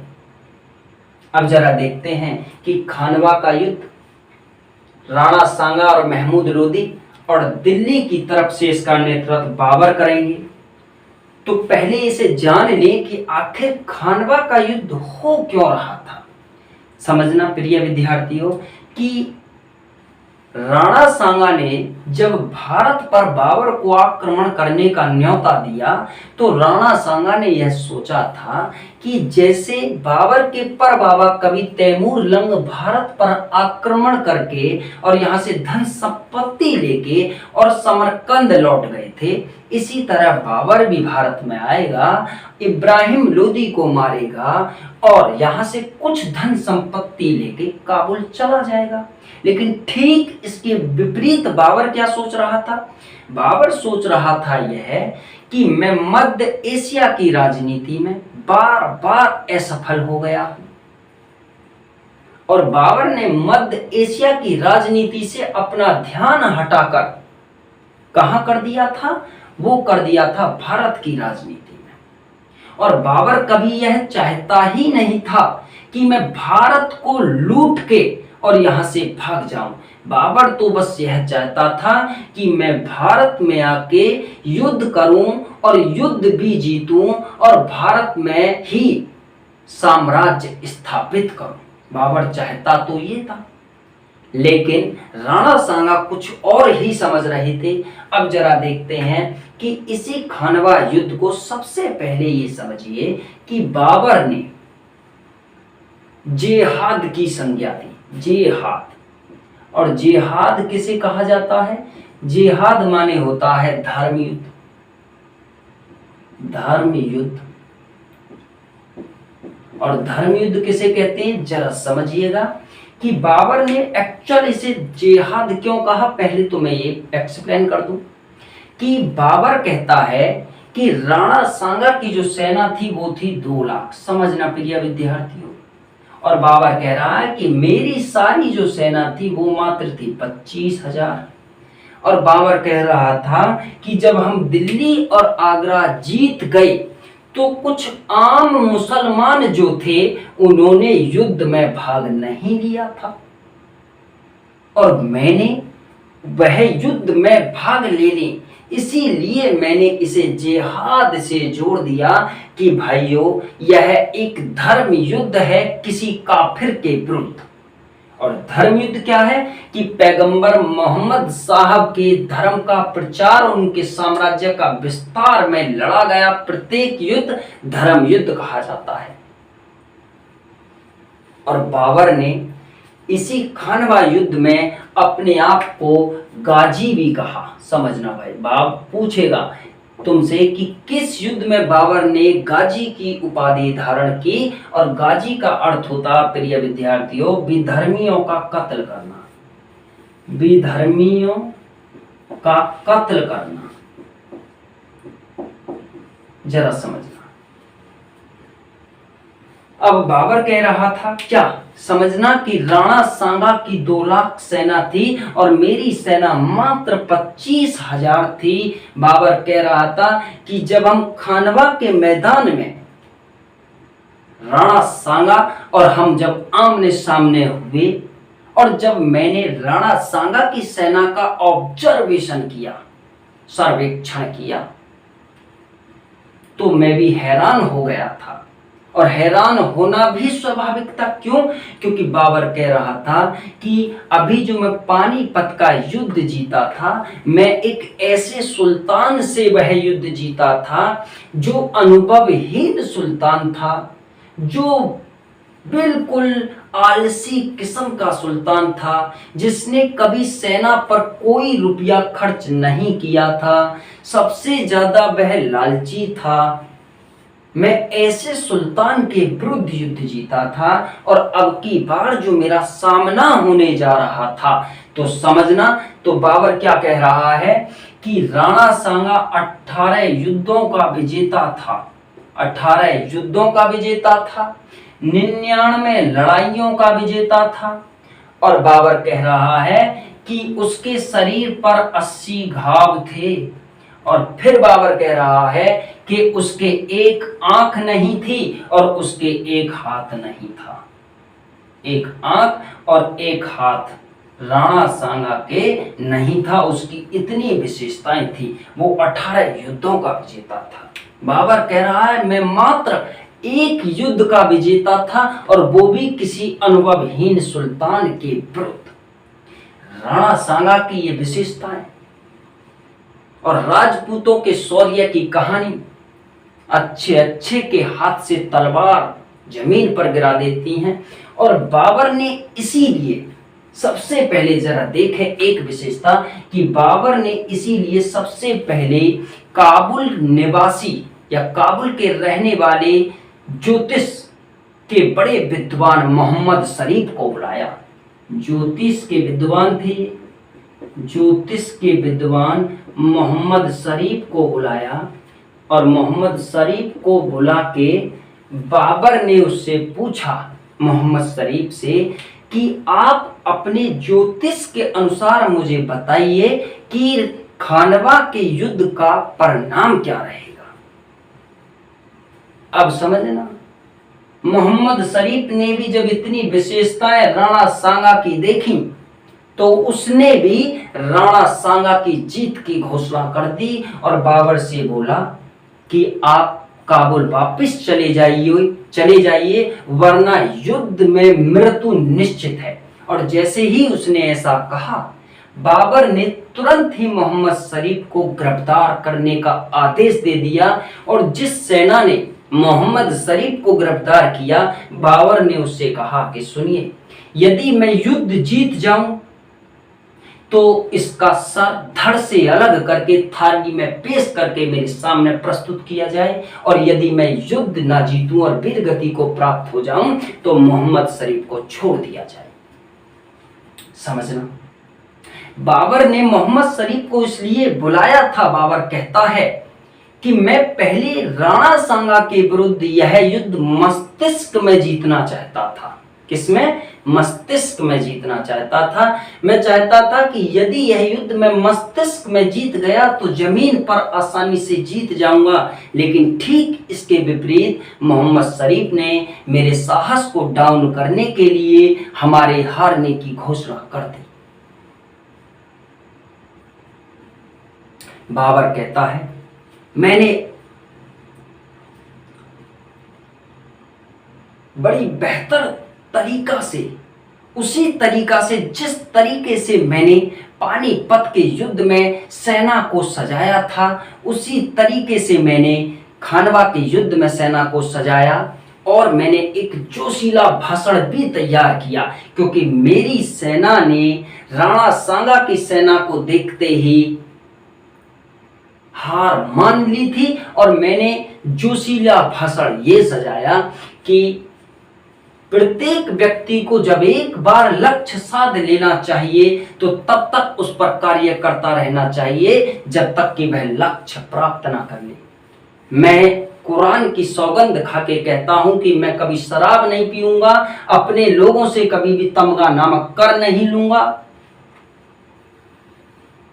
और बाबर कहता है कि यह धर्म युद्ध है, पैगंबर मोहम्मद साहब के साम्राज्य का विस्तार करने के लिए मैं चाहता हूं कि प्रत्येक मुसलमान जब तक उसके प्राणों में, शरीर में प्राण हैं, तब तक प्रत्येक मुसलमान का कर्तव्य है कि वो इस युद्ध में जी जान से लड़े। या तो हम, बाबर कहता है, या तो हम वीर गति को प्राप्त हुए तो हमें जन्नत मिलेगी और जन्नत में 72 हूर मिलेंगी जिनकी गोदों में हम खेलेंगे।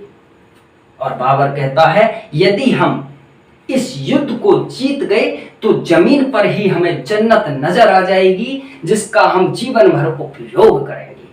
समझना, ये जोशीला भाषण बाबर ने अपनी सेना के सम्मुख दिया और सेना दुगने जोश के साथ राणा सांगा की सेना का सामना करने के लिए तैयार हो गई। प्रिय विद्यार्थियों, अब जरा देखते हैं कि अगला क्या था। कि बाबर ने कहा मैंने इसमें तुलुगमा नीति इसमें भी अपनाई, तुलुगमा नीति अपनाई या प्रयोग किया। बाबर कहता है कि मैंने यहां भी तोपों का प्रयोग किया, तोपों का प्रयोग किया और तोपों का प्रयोग किया। तोपों को किस पर चलवाया? उस्ताद अली पर ही और मुस्तफा पर, मुस्तफा पर। बाबर कहता है कि मैंने इस युद्ध में तुलुगमा नीति का ही प्रयोग किया, तोपों का प्रयोग उस्ताद अली और मुस्तफा पर करवाया। बाबर कहता है कि जरा समझना, जो खानवा था, समझना खानवा का जो मैदान था, भाई खानवा का मैदान प्रिय विद्यार्थियों कहाँ था? गंभीरी नदी के तट पर, गंभीरी नदी के तट पर था, नदी के तट पर था और भरतपुर जिले में था। कभी भी पूछ सकता है प्रिय विद्यार्थियों कि खानवा कहाँ स्थित है। बाबर कहता है कि इस युद्ध में भी हमने बंदूकों का प्रयोग किया, बंदूकों का प्रयोग किया। बाबर कहता है प्रिय विद्यार्थियों कि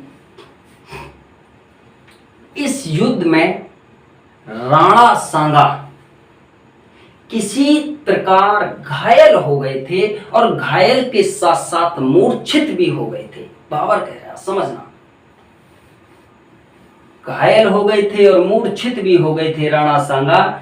और ऐसी अवस्था में राणा सांगा के 2 कमांडो, मैं उन्हें कमांडो कह रहा हूं जबकि समझिएगा उन्हें एक्चुअल में कमांडो ही बोला जाता है, क्योंकि जब राजा विपत्ति में फंस जाए तो उनका ही कर्तव्य होता है उन्हें बचाने का। कि राजा राणा सांगा के 2 कमांडो पृथ्वीराज और मालदेव ने राणा सांगा को रणभूमि से निकालकर और एक सुरक्षित स्थान पर पहुंचा दिया। प्रिय विद्यार्थियों, जरा देखें कि राणा सांगा का छठी विशेषता क्या थी। कि राणा सांगा को युद्ध भूमि से कौन ले गया? राणा सांगा को युद्ध भूमि से निकालकर कौन ले गया? निकाल कर ले गए पृथ्वीराज, कछवाहा और मालदेव। तुमसे पूछेगा प्रिय विद्यार्थियों कि राणा सांगा का इस युद्ध में राणा सांगा को इस युद्ध में किसने धोखा दिया? तो समझना कि राजा सिलहदी ने राणा सांगा को बीच युद्ध में धोखा दिया। राणा सांगा को बीच युद्ध में प्रिय विद्यार्थियों धोखा दिया। कभी भी पूछ सकता है, राजा सिलहदी ने राणा सांगा को बीच युद्ध में धोखा दिया। बाबर कहते क्या है जरा समझिए। बाबर कहते हैं कि हमें तो यही नहीं पता था कि राणा सांगा रणभूमि छोड़ के चले गए हैं। बाबर कहते हैं कि बीच युद्ध में ही सिलहदी हमारी राणा सांगा की सेना से निकल के और हमारी सेना में मिल गया और राजा सिलहदी ने ही हमें यह सूचना दी कि सूचना क्या थी? उसने ही हमें यह सूचना दी कि राणा सांगा बहुत पहले ही मूर्छित हो गए थे, जो पृथ्वीराज, कछवाहा और मालदेव उन्हें ले जा रणभूमि से एक सुरक्षित स्थान पर ले गए और राणा सांगा के सर का मुकुट, झाला अज्जा झल्ला के सर पर पहना दिया गया। झल्ला अज्जा ने कुछ समय तक बड़ी वीरता पूर्वक युद्ध किया, लेकिन किसी एक मुगल सिपाही के तलवार के बार से सर धड़ से अलग हो गया। राणा सांगा का हाथी खाली हो गया, और जब राणा सांगा की राजपूत सेना ने देखा कि राणा सांगा अपने हाथी पर नहीं है, तो युद्ध भूमि में यह अफवाह फैल गई कि राणा सांगा युद्ध भूमि से भाग गए हैं, और सभी राजपूत युद्ध भूमि छोड़कर भागने लगे। बाबर कहता है कि यही खानवा का युद्ध मेरे विचारों के ठीक विपरीत इसका रिजल्ट आया। वो कहता है कि यह युद्ध मात्र 20 घंटों में हमने 20 घंटों में जीत लिया, यानी कि खानवा का युद्ध मात्र 20 घंटे तक चला और यह युद्ध जीत लिया। और बाबर कहता है, बस यहाँ और देख लीजिए कि तुलुगमा जो नीति थी जो मैंने अपनाई थी, उसका जो नेतृत्व करने वाले व्यक्ति थे, एक तो मुनीम अतका थे, मुनीम अतका पूछ सकता है कभी भी, और एक मलिक कासिम। प्रिय विद्यार्थियों, जरा समझना कि ये तुम्हारे खानवा युद्ध की विशेषताएं हैं। और बाबर खानवा युद्ध को जीत गया, और खानवा युद्ध जीतने के बाद बाबर के सम्मुख कोई अब ऐसी चुनौती नहीं रही कि जो चुनौती बाबर को कठिनाइयां पैदा कर सकती थी। अब छोटे छोटे राजा जरूर हैं और उनसे बाबर युद्ध भी लड़ेगा, लेकिन राणा सांगा और इब्राहिम लोदी जैसे वीर अब नहीं रहे, समझना। और कुछ समय बाद ऐसा बताया जाता था कि कुछ समय बाद राणा सांगा के सिपाहियों ने ही जहर दे दिया, जिससे उनकी मृत्यु हो गई, समझना, राणा सांगा की। और ये तुम्हारा रहा प्रिय विद्यार्थियों खानवा का युद्ध, जो खानवा युद्ध की विशेषता थी। मैंने आप सबके समक्ष वो विशेषताएं सारी की सारी बताई। मुझे उम्मीद है कि यहाँ से कोई भी प्रश्न बगैर टच किए नहीं निकलेगा। ज्यादातर सारे के सारे प्रश्न यहीं से पूछे जाएंगे, और हमने सारे प्रश्नों की चर्चा बारीकी से की है। और अब जो अगला युद्ध इतिहास में रहेगा प्रिय विद्यार्थियों, वह युद्ध रहेगा बाबर का चंदेरी का युद्ध। इतिहास में बाबर का जो अगला युद्ध जिस नाम से जाना जा रहा है, उस युद्ध का नाम रहेगा, जरा समझना, किस चंदेरी का युद्ध। चंदेरी का युद्ध। सबसे पहले प्रिय विद्यार्थियों समझना कि चंदेरी युद्ध 29 जनवरी 1528 को हो रहा है।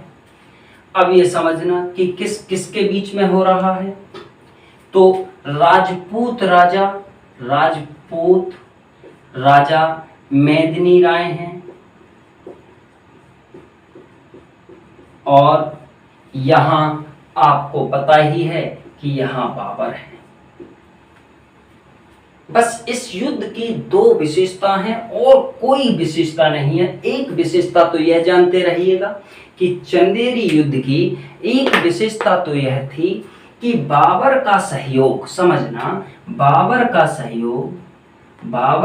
सहयोग इस युद्ध में शेर शाह सूरी ने किया। शेर शाह सूरी पूछ सकता है कि बाबर की तरफ से शेर शाह सूरी किस युद्ध में लड़ा, तो चंदेरी युद्ध में। और दूसरी विशेषता यह थी कि जब घर से खुद मेदिनी राय बाबर से युद्ध करने के लिए निकले, तो मेदिनी राय ने सभी महिलाओं को बुला के कहा था कि यदि हम रणभूमि में विजय हासिल करते हैं तो अच्छी बात है, यदि हम रणभूमि में वीरों की भांति पराजित हो जाते हैं तो हमें नहीं पता कि मुगल आपके साथ कैसा व्यवहार करेंगे। इसीलिए पूछ सकता है कि किस युद्ध में राजपूत महिलाओं ने जौहर प्रथा की, किस युद्ध में, तो समझना कि जौहर प्रथा की किसमें, चंदेरी युद्ध में राजपूत महिलाओं ने जौहर प्रथा की। बस इस युद्ध की दो ही विशेषता हैं, समझिए प्रिय विद्यार्थी। और इस युद्ध को भी बाबर जीत गया। कौन जीत गया? बाबर जीत गया। प्रिय विद्यार्थियों, एक विशेषता और जानते रहिएगा कि यह युद्ध भी बाबर ने जिहाद घोषित कर दिया, जिहाद घोषित कर दिया। तुमसे पूछ सकता है कभी, समझना।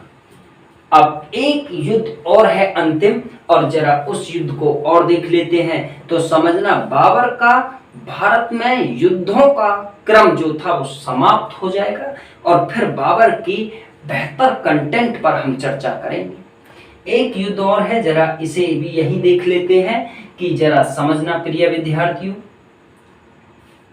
कि यह युद्ध, इसे बोला गया है घाघरा का युद्ध, घाघरा का युद्ध।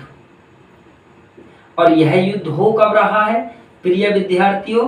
6 मई, समझना। कहीं कहीं 5 मई भी मिलेगा आपको डेट, 6 मई 1529। और ये किस किस के बीच हो रहा है माय डियर स्टूडेंट? तो यह युद्ध हो रहा है अफगान संघ, अफगान संघ के बीच, और यह युद्ध हो रहा है बाबर के बीच। और जरा समझना कि अफगान संघ यानी यूनिटी में हो रहा है, एकता में, मतलब कुछ लोग मिलके कर रहे हैं। जरा देखते हैं कि अफगान संघ में वो कौन कौन लोग थे। तो जरा समझना कि 3 व्यक्ति थे। एक तो वही महमूद लोदी, एक कौन थे? महमूद लोदी थे, महमूद लोदी। और एक थे, समझना, शेर शाह सूरी। अब की बार शेर शाह सूरी प्रिय विद्यार्थियों बाबर की तरफ से ना आके अफगानों की तरफ से लड़ रहे हैं। और एक जो थे उनका नाम था नुसरत शाह, नुसरत। और ये बंगाल के थे, जो 5 शक्तियों की, बाबर ने मुसलमान 5 शक्तियों की जो चर्चा की थी, उसी के राजा नुसरत शाह है। समझ, ये तीनों ने मिलके बाबर से युद्ध किया।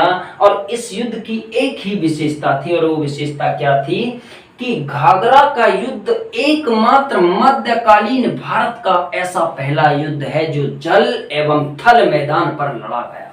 बस, और कोई विशेषता नहीं है कि यह एकमात्र ऐसा युद्ध था जो जल एवं थल मैदान पर लड़ा गया।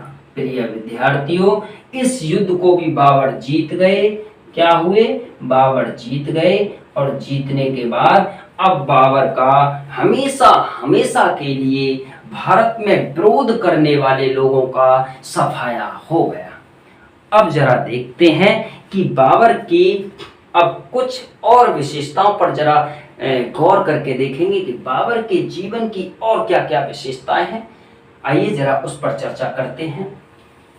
मैं उम्मीद करूं कि बाबर के जो चारों युद्ध मैंने आपको पढ़ाए हैं, सारे के सारे मेरे द्वारा पढ़ाए गए युद्ध आपको बड़ी बेहतर तरीके से समझ आ गए होंगे प्रिय विद्यार्थियों, मैं यह उम्मीद कर सकता हूं। इसके बाद अब जरा समझिए कि सबसे पहले यह समझिएगा एक प्रश्न कि बाबर जो थे, जरा समझना प्रिय विद्यार्थियों यहाँ पे कि मैं जरा यहाँ काबुल किए दे रहा हूँ, समझना, मैं यहाँ काबुल किए दे रहा हूँ, काबुल, और यहाँ मैं कांधार किए दे रहा हूँ, और यहां मैं बाबर की ये दे रहा हूं, जरा समझना। तो बाबर क्या कह रहे हैं, जरा समझना ध्यान से एक ही बार में। बाबर कह रहे हैं कि मैंने काबुल में चांदी का सिक्का चलाया। बाबर कह रहे हैं कि मैंने काबुल में क्या चलाया, चांदी का सिक्का, चांदी का सिक्का चलाया।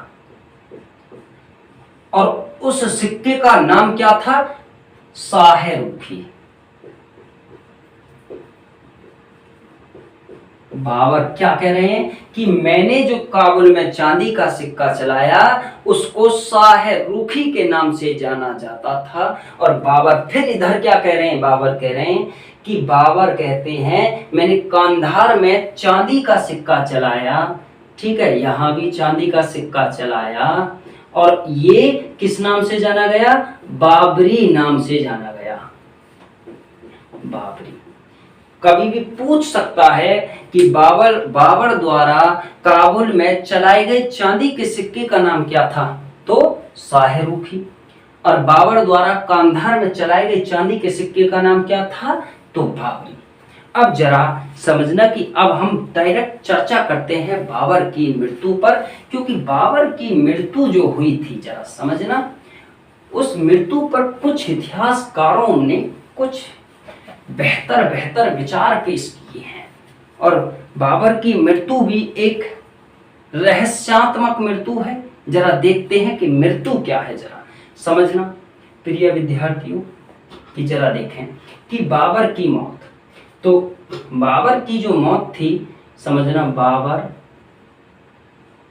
की मृत्यु समझिएगा, वो हुई थी प्रिय विद्यार्थियों 26 दिसंबर 1530 को, समझना ध्यान से।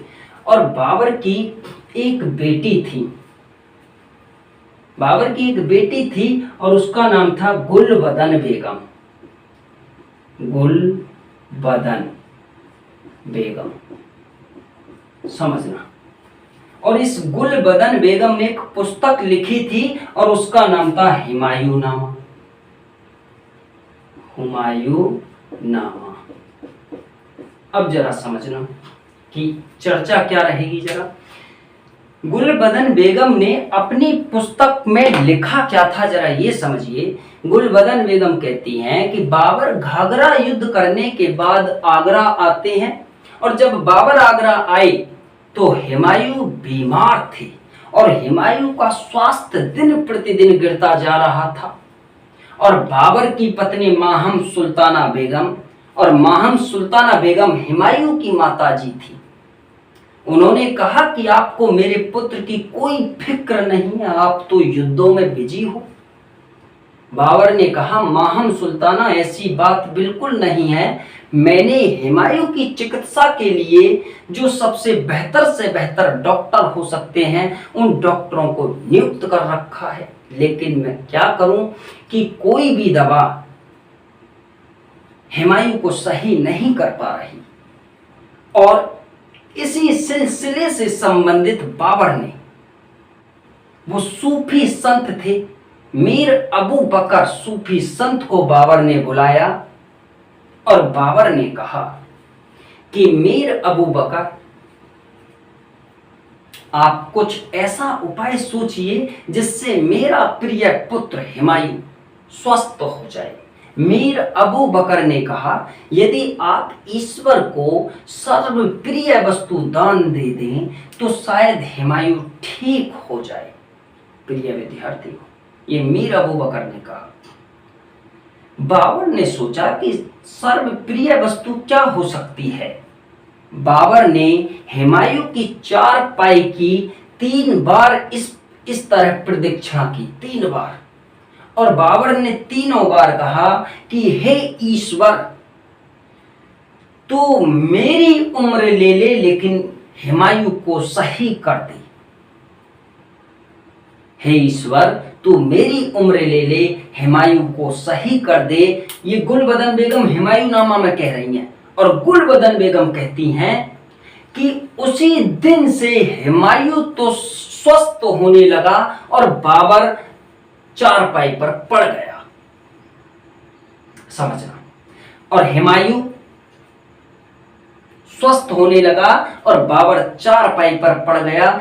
ठीक फिर गुलबदन बेगम अपने कमेंट को बदलती हैं और कहती हैं, हो सकता है यह बात काल्पनिक हो और मुझे भी काल्पनिक ही जैसी लगती है। और गुलबदन बेगम फिर कहती हैं कि जब बाबर की जिन डॉक्टरों ने चिकित्सा की और तब जब मैंने उनसे पूछा तो उन डॉक्टरों ने कहा, क्या जरा समझना, कि उन डॉक्टरों ने कहा कि बाबर को इब्राहिम लोदी की माता द्वारा दिए गए जहर के कारण बाबर की मौत हुई है।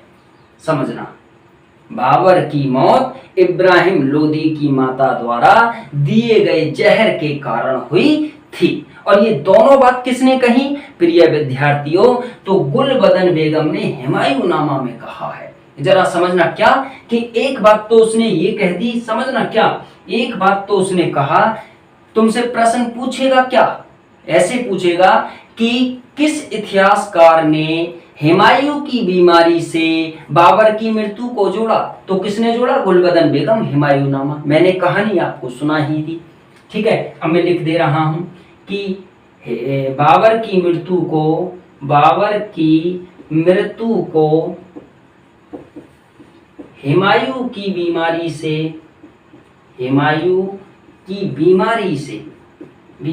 से जोड़ा। किसने जोड़ा, है ना? बाबर की मृत्यु को हुमायूं की बीमारी से किसने जोड़ा प्रिय विद्यार्थियों? तो गुलबदन बेगम, हुमायूंनामा। और फिर दूसरा प्रश्न आता है कि बाबर की मृत्यु इब्राहिम लोदी की माता द्वारा दिए गए जहर के कारण हुई, यह कौन इतिहासकार कहता है? तो गुलबदन बेगम, हुमायूंनामा। कि बाबर की मृत्यु इब्राहिम लोदी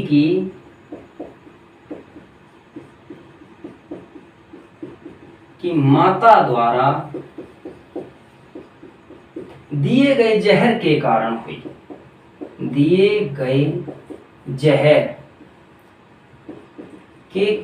हुई। और ये बात कौन कहता है प्रिय विद्यार्थियों? तो यह बात गुलबदन बेगम हुमायूंनामा में कहती हैं। अब जरा समझना कि बाबर की मृत्यु हो गई, जरा समझना। और बाबर की जब मृत्यु हुई तो बाबर की मृत्यु होने के बाद प्रिय विद्यार्थियों समझना कि बाबर को आगरा के आराम बाग में दफना दिया गया। बाबर को कहां दफनाया गया? बाबर को आगरा के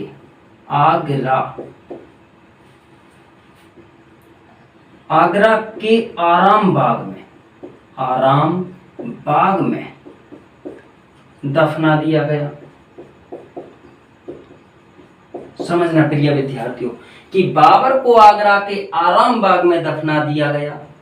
लेकिन ठीक ये 1530 का मैटर है। और 1540 में प्रिय विद्यार्थियों, 1540 में जब भारत में शेरशाह सूरी ने सूर वंश की स्थापना कर दी और हुमायूं को 15 वर्षों के लिए भारत से खदेड़ दिया, तब ऐसी स्थिति में बाबर की प्रिय पत्नी बीबी मुबारक, किसने? बीबी मुबारक ने शेरशाह सूरी से विनती की। और विनती क्या की जरा समझना। बीबी मुबारक ने कहा कि मेरे पति की एक इच्छा थी कि मैं काबुल में ही मरूं और मुझे यदि मेरी मौत कहीं भी हो जाए तो मुझे काबुल में दफनाया जाए, क्योंकि मुझे काबुल से ज्यादा प्रिय और कोई नहीं लगता है। अब जब समझना कि 1540 में यहाँ शेरशाह सूरी आ गया तो बीबी मुबारक कह रही हैं कि हमने कुछ परिस्थितियों बस बाबर को मजबूरी में आगरा के आराम बाग में दफना दिया था। अब हम यहां से हमेशा के लिए जा रहे हैं। यदि आप की अनुमति हो तो मैं अपने पति की कब्र से उनके अस्थि पंजरों को निकालकर काबुल में दफना सकती हूं। और हुमायूं ने 1540 में हाँ कह दिया। तो समझना, बाबर को आगरा के आराम बाग से निकाल के प्रिय विद्यार्थियों काबुल में दफना दिया गया। अब समझना, तुमसे प्रश्न कैसे पूछेगा माय डियर स्टूडेंट, तुमसे प्रश्न पूछेगा कि किस मुगल बादशाह को 2 बार दफनाया गया। तो बाबर, एक बार देखो काबुल में दफनाया जा रहा है और एक बार आगरा के आराम बाग में। या फिर पूछेगा कि बाबर को आगरा के आराम बाग से निकालकर कहां दफनाया गया, तो भी काबुल। बाबर को आगरा के आराम बाग से किसने निकाला, तो बीबी मुबारक। पूछेगा तुमसे कि बाबर को भारत से किस राजा के समय आगरा के आराम बाग से निकाला गया, तो शेर शाह सूरी के समय। किसके समय, शेर शाह सूरी, क्योंकि इस समय शेर शाह सूरी ने भारत में सूर वंश की स्थापना कर दी थी। प्रिय विद्यार्थियों, जरा समझना कि ये रहा बाबर की मृत्यु का मैटर। ठीक है, कि गुलबदन बेगम ने बाबर की मृत्यु के विषय में हुमायूं नामा में क्या क्या कहा, मैंने वह एक्सप्लेन किया आपके सामने। और बाबर की मृत्यु के बाद बाबर को कहां कहां दफनाया गया, यह भी हमने एक्सप्लेन किया। अब जरा बाबर के विषय में और कुछ चर्चा करते हैं, और सबसे बेहतर जो चर्चा है वो है बाबर की आत्मकथा तुजुक-ए-बाबरी। जरा अब उसको देखते हैं जरा कि उसकी क्या क्या विशेषता हैं। जरा समझना प्रिय विद्यार्थियों, कि मैं आपको बताऊं कि जरा देखो, समझना, जरा कोशिश करना समझने की। कि सबसे पहले यह समझना आप कि बाबर ने जरा देखें कि बाबर ने एक बायोपिक लिखी। बायोपिक मतलब आत्मकथा। बायोपिक लिखी, बायोपिक लिखी। और उस बायोपिक का नाम क्या था, तुजुक-ए-जहांगीरी।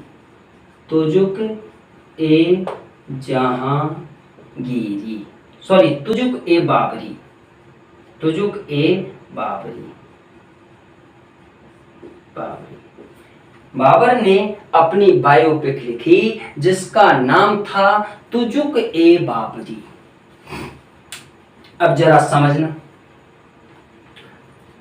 कि बाबर की इसी बायोपिक को, यानी जो ये तुजुक-ए-बाबरी है, इसका एक बार अनुवाद फारसी में हुआ, एक बार अनुवाद इसका इंग्लिश में हुआ, और स्वयं बाबर ने इसे तुर्की भाषा में लिखा। जरा हम इसे डिटेल से देखेंगे कि किसने कब कब अनुवाद किया, फिर उसने अनुवाद करके इसका नाम क्या कर दिया। तो जरा देखें कि सबसे पहले हम देखें भाषा, तो बाबर ने इसे किस में लिखा था, तुर्की भाषा में। तुर्की भाषा थी। और पुस्तक का नाम क्या था बाबर की का,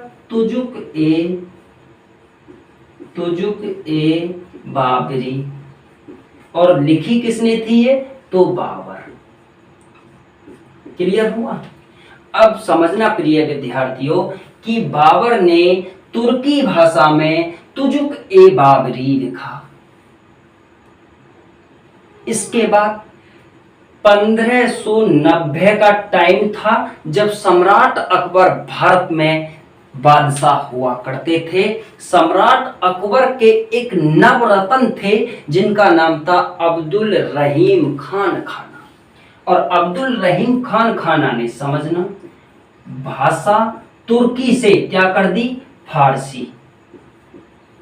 और तुजुक-ए-बाबरी का नाम क्या हो गया, बाबरनामा। ठीक है। और ये लिखी किसने थी प्रिय विद्यार्थियों, तो अब्दुल रहीम खान खाना। जरा समझना,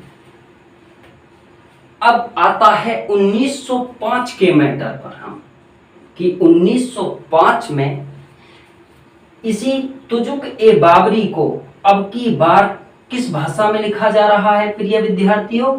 तो इंग्लिश में इसका ट्रांसलेट हो रहा है, इंग्लिश। और इसका नाम बाबरनामा का अब क्या पड़ गया? Memoirs of Babur, memoirs of Babur. और ये किसने लिखी प्रिय विद्यार्थियों? तो सुसुन्ना बेवरीज, सुसुन्ना बेवरीज। प्रिय विद्यार्थियों, मैं उम्मीद करूं कि बाबर की बायोपिक जो तुजुक ए बाबरी है उसका तीनों भाषाओं में हमने बताया। तुर्की में तो स्वयं बाबर ने, फारसी में इसका अनुवाद अब्दुल रहीम खान खाना ने, और इंग्लिश में इसका अनुवाद सुसुन्ना बेवरीज ने। अब और देख लेते हैं कि बाबर ने इसके अलावा और क्या क्या लिखा। तो बाबर ने एक, समझना प्रिय विद्यार्थियों, मुवैयाना, मुवैयाना पद शैली का विकास किया, पद शैली का विकास किया। बाबर ने दीवान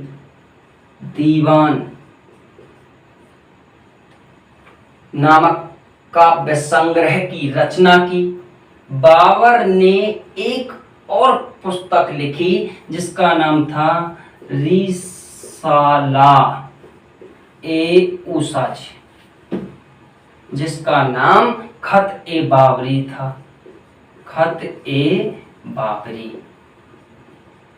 समझना कि बाबर ने मुवैयाना पद शैली का विकास किया, दीवान काव्य संग्रह, और बाबर ने रिसाला ए उसज, जिसे खत ए बाबरी के नाम से जाना जाता है, इनकी भी रचनाएं बाबर ने ही की। अब देखते हैं कि बाबर की जो संपूर्ण जानकारी थी, जिसे हमने डिटेल से पढ़ा बिल्कुल, उसके अलावा बाबर की अब हम वन लाइनर क्वेश्चन बोल सकते हैं कि एक एक लाइन के क्वेश्चन रहेंगे कि वो क्या क्या थे। अब जरा हम लास्ट बिल्कुल बाबर की उन पर चर्चा कर लेते हैं और उसके बाद समझिएगा कि बाबर का कंटेंट समाप्त हो जाएगा।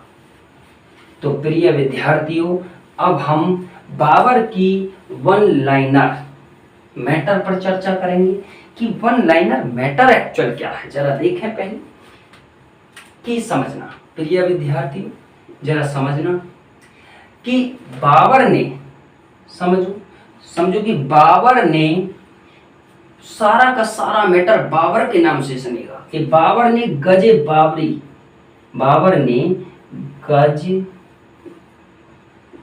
ए बाबरी, सड़क मापने का एक यंत्र विकसित किया। एक प्रश्न बना।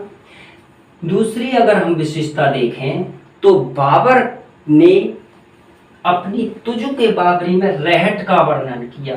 रहट का वर्णन बाबर ने किया।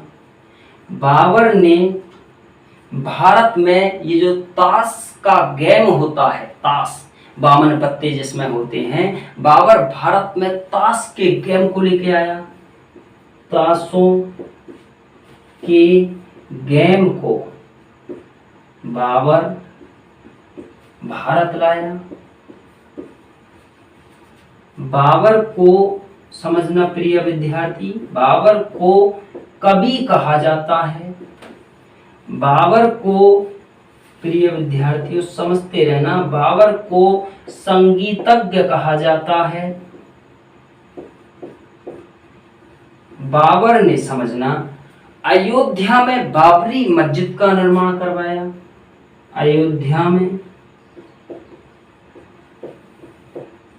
बाबरी मस्जिद।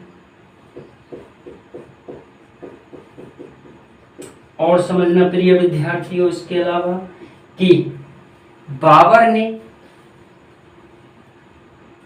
अयोध्या में बाबरी मस्जिद के अलावा बाबर ने ग्वालियर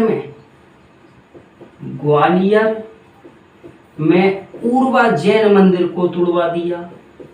पूर्वा जैन मंदिर तुड़वा दिया। अगला देखें प्रिय विद्यार्थियों कि बाबर ने चंदेरी विजय के पश्चात सद्र शेख जैन का मंदिर तुड़वाया। चंदेरी विजय के पश्चात सद्र शेख जैन मंदिर तोड़वा दिया। समझना। और क्या देखें जरा समझो कि बाबर के कुछ पुत्रों की चर्चा करें कि बाबर के पुत्र कितने थे। तो जरा समझना, हुमायूं सबसे बड़ा था, फिर कामरान था, फिर अस्करी था और फिर हिंदाल था। समझना। कभी कभी ये पूछ लेता है भारत विजय के उपलक्ष्य में बाबर ने किस पुत्र का नाम भारत के नाम पर रखा, हिंदुस्तान के नाम पर हिंदाल। तो ये जो हिंदाल है इसे भारत विजय के उपलक्ष्य में इसका नाम हिंदुस्तान से हिंदाल कर दिया था। एक प्रश्न, बाबर की 3 पुत्रियां थी, जरा उन्हें भी देखें कि बाबर की 3 पुत्री कौन कौन थी। तो गुलबदन बेगम,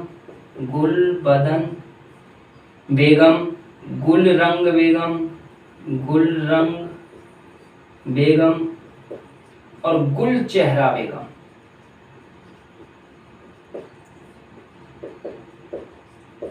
अब जरा समझना कि बाबर को विशिष्ट धार्मिक व्यक्ति कहा जाता है। प्रिय विद्यार्थियों, बाबर को विशिष्ट धार्मिक व्यक्ति कहा जाता है। पूछेगा कि किस मुगल बादशाह को विशिष्ट धार्मिक व्यक्ति कहा जाता है। तो बाबर को विशिष्ट धार्मिक व्यक्ति कहा जाता है। जरा समझना कि बाबर को फिरदौस मकानी के नाम से भी जाना जाता है। यानी कि फिरदौस मकानी किसका नाम था? बाबर का। समझना कि बाबर को फिरदौस मकानी के नाम से भी जाना जा रहा है। कुछ प्रश्न और हैं बाबर के, अभी जो वन लाइनर हैं तो देखते हैं।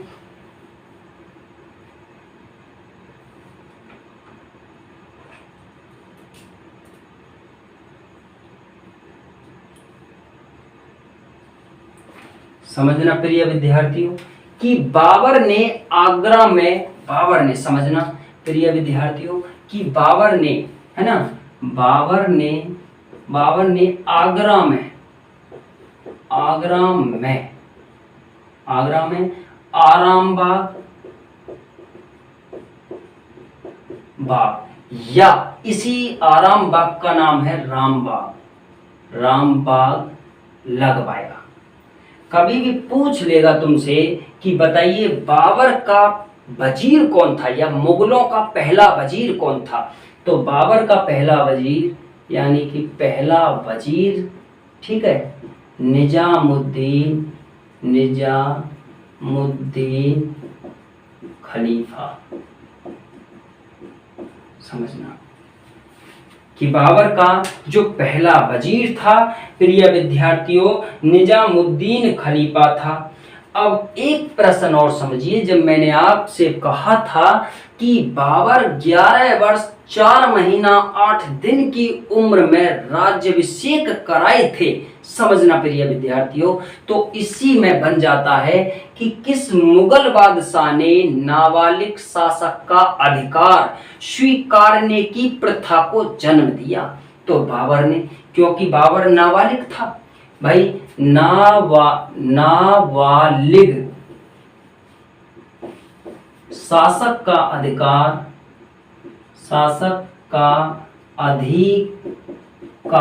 स्वीकारने स्वीकारने, इस मुगल बादशाह ने नाबालिग शासक का अधिकार स्वीकारने की प्रथा को जन्म दिया।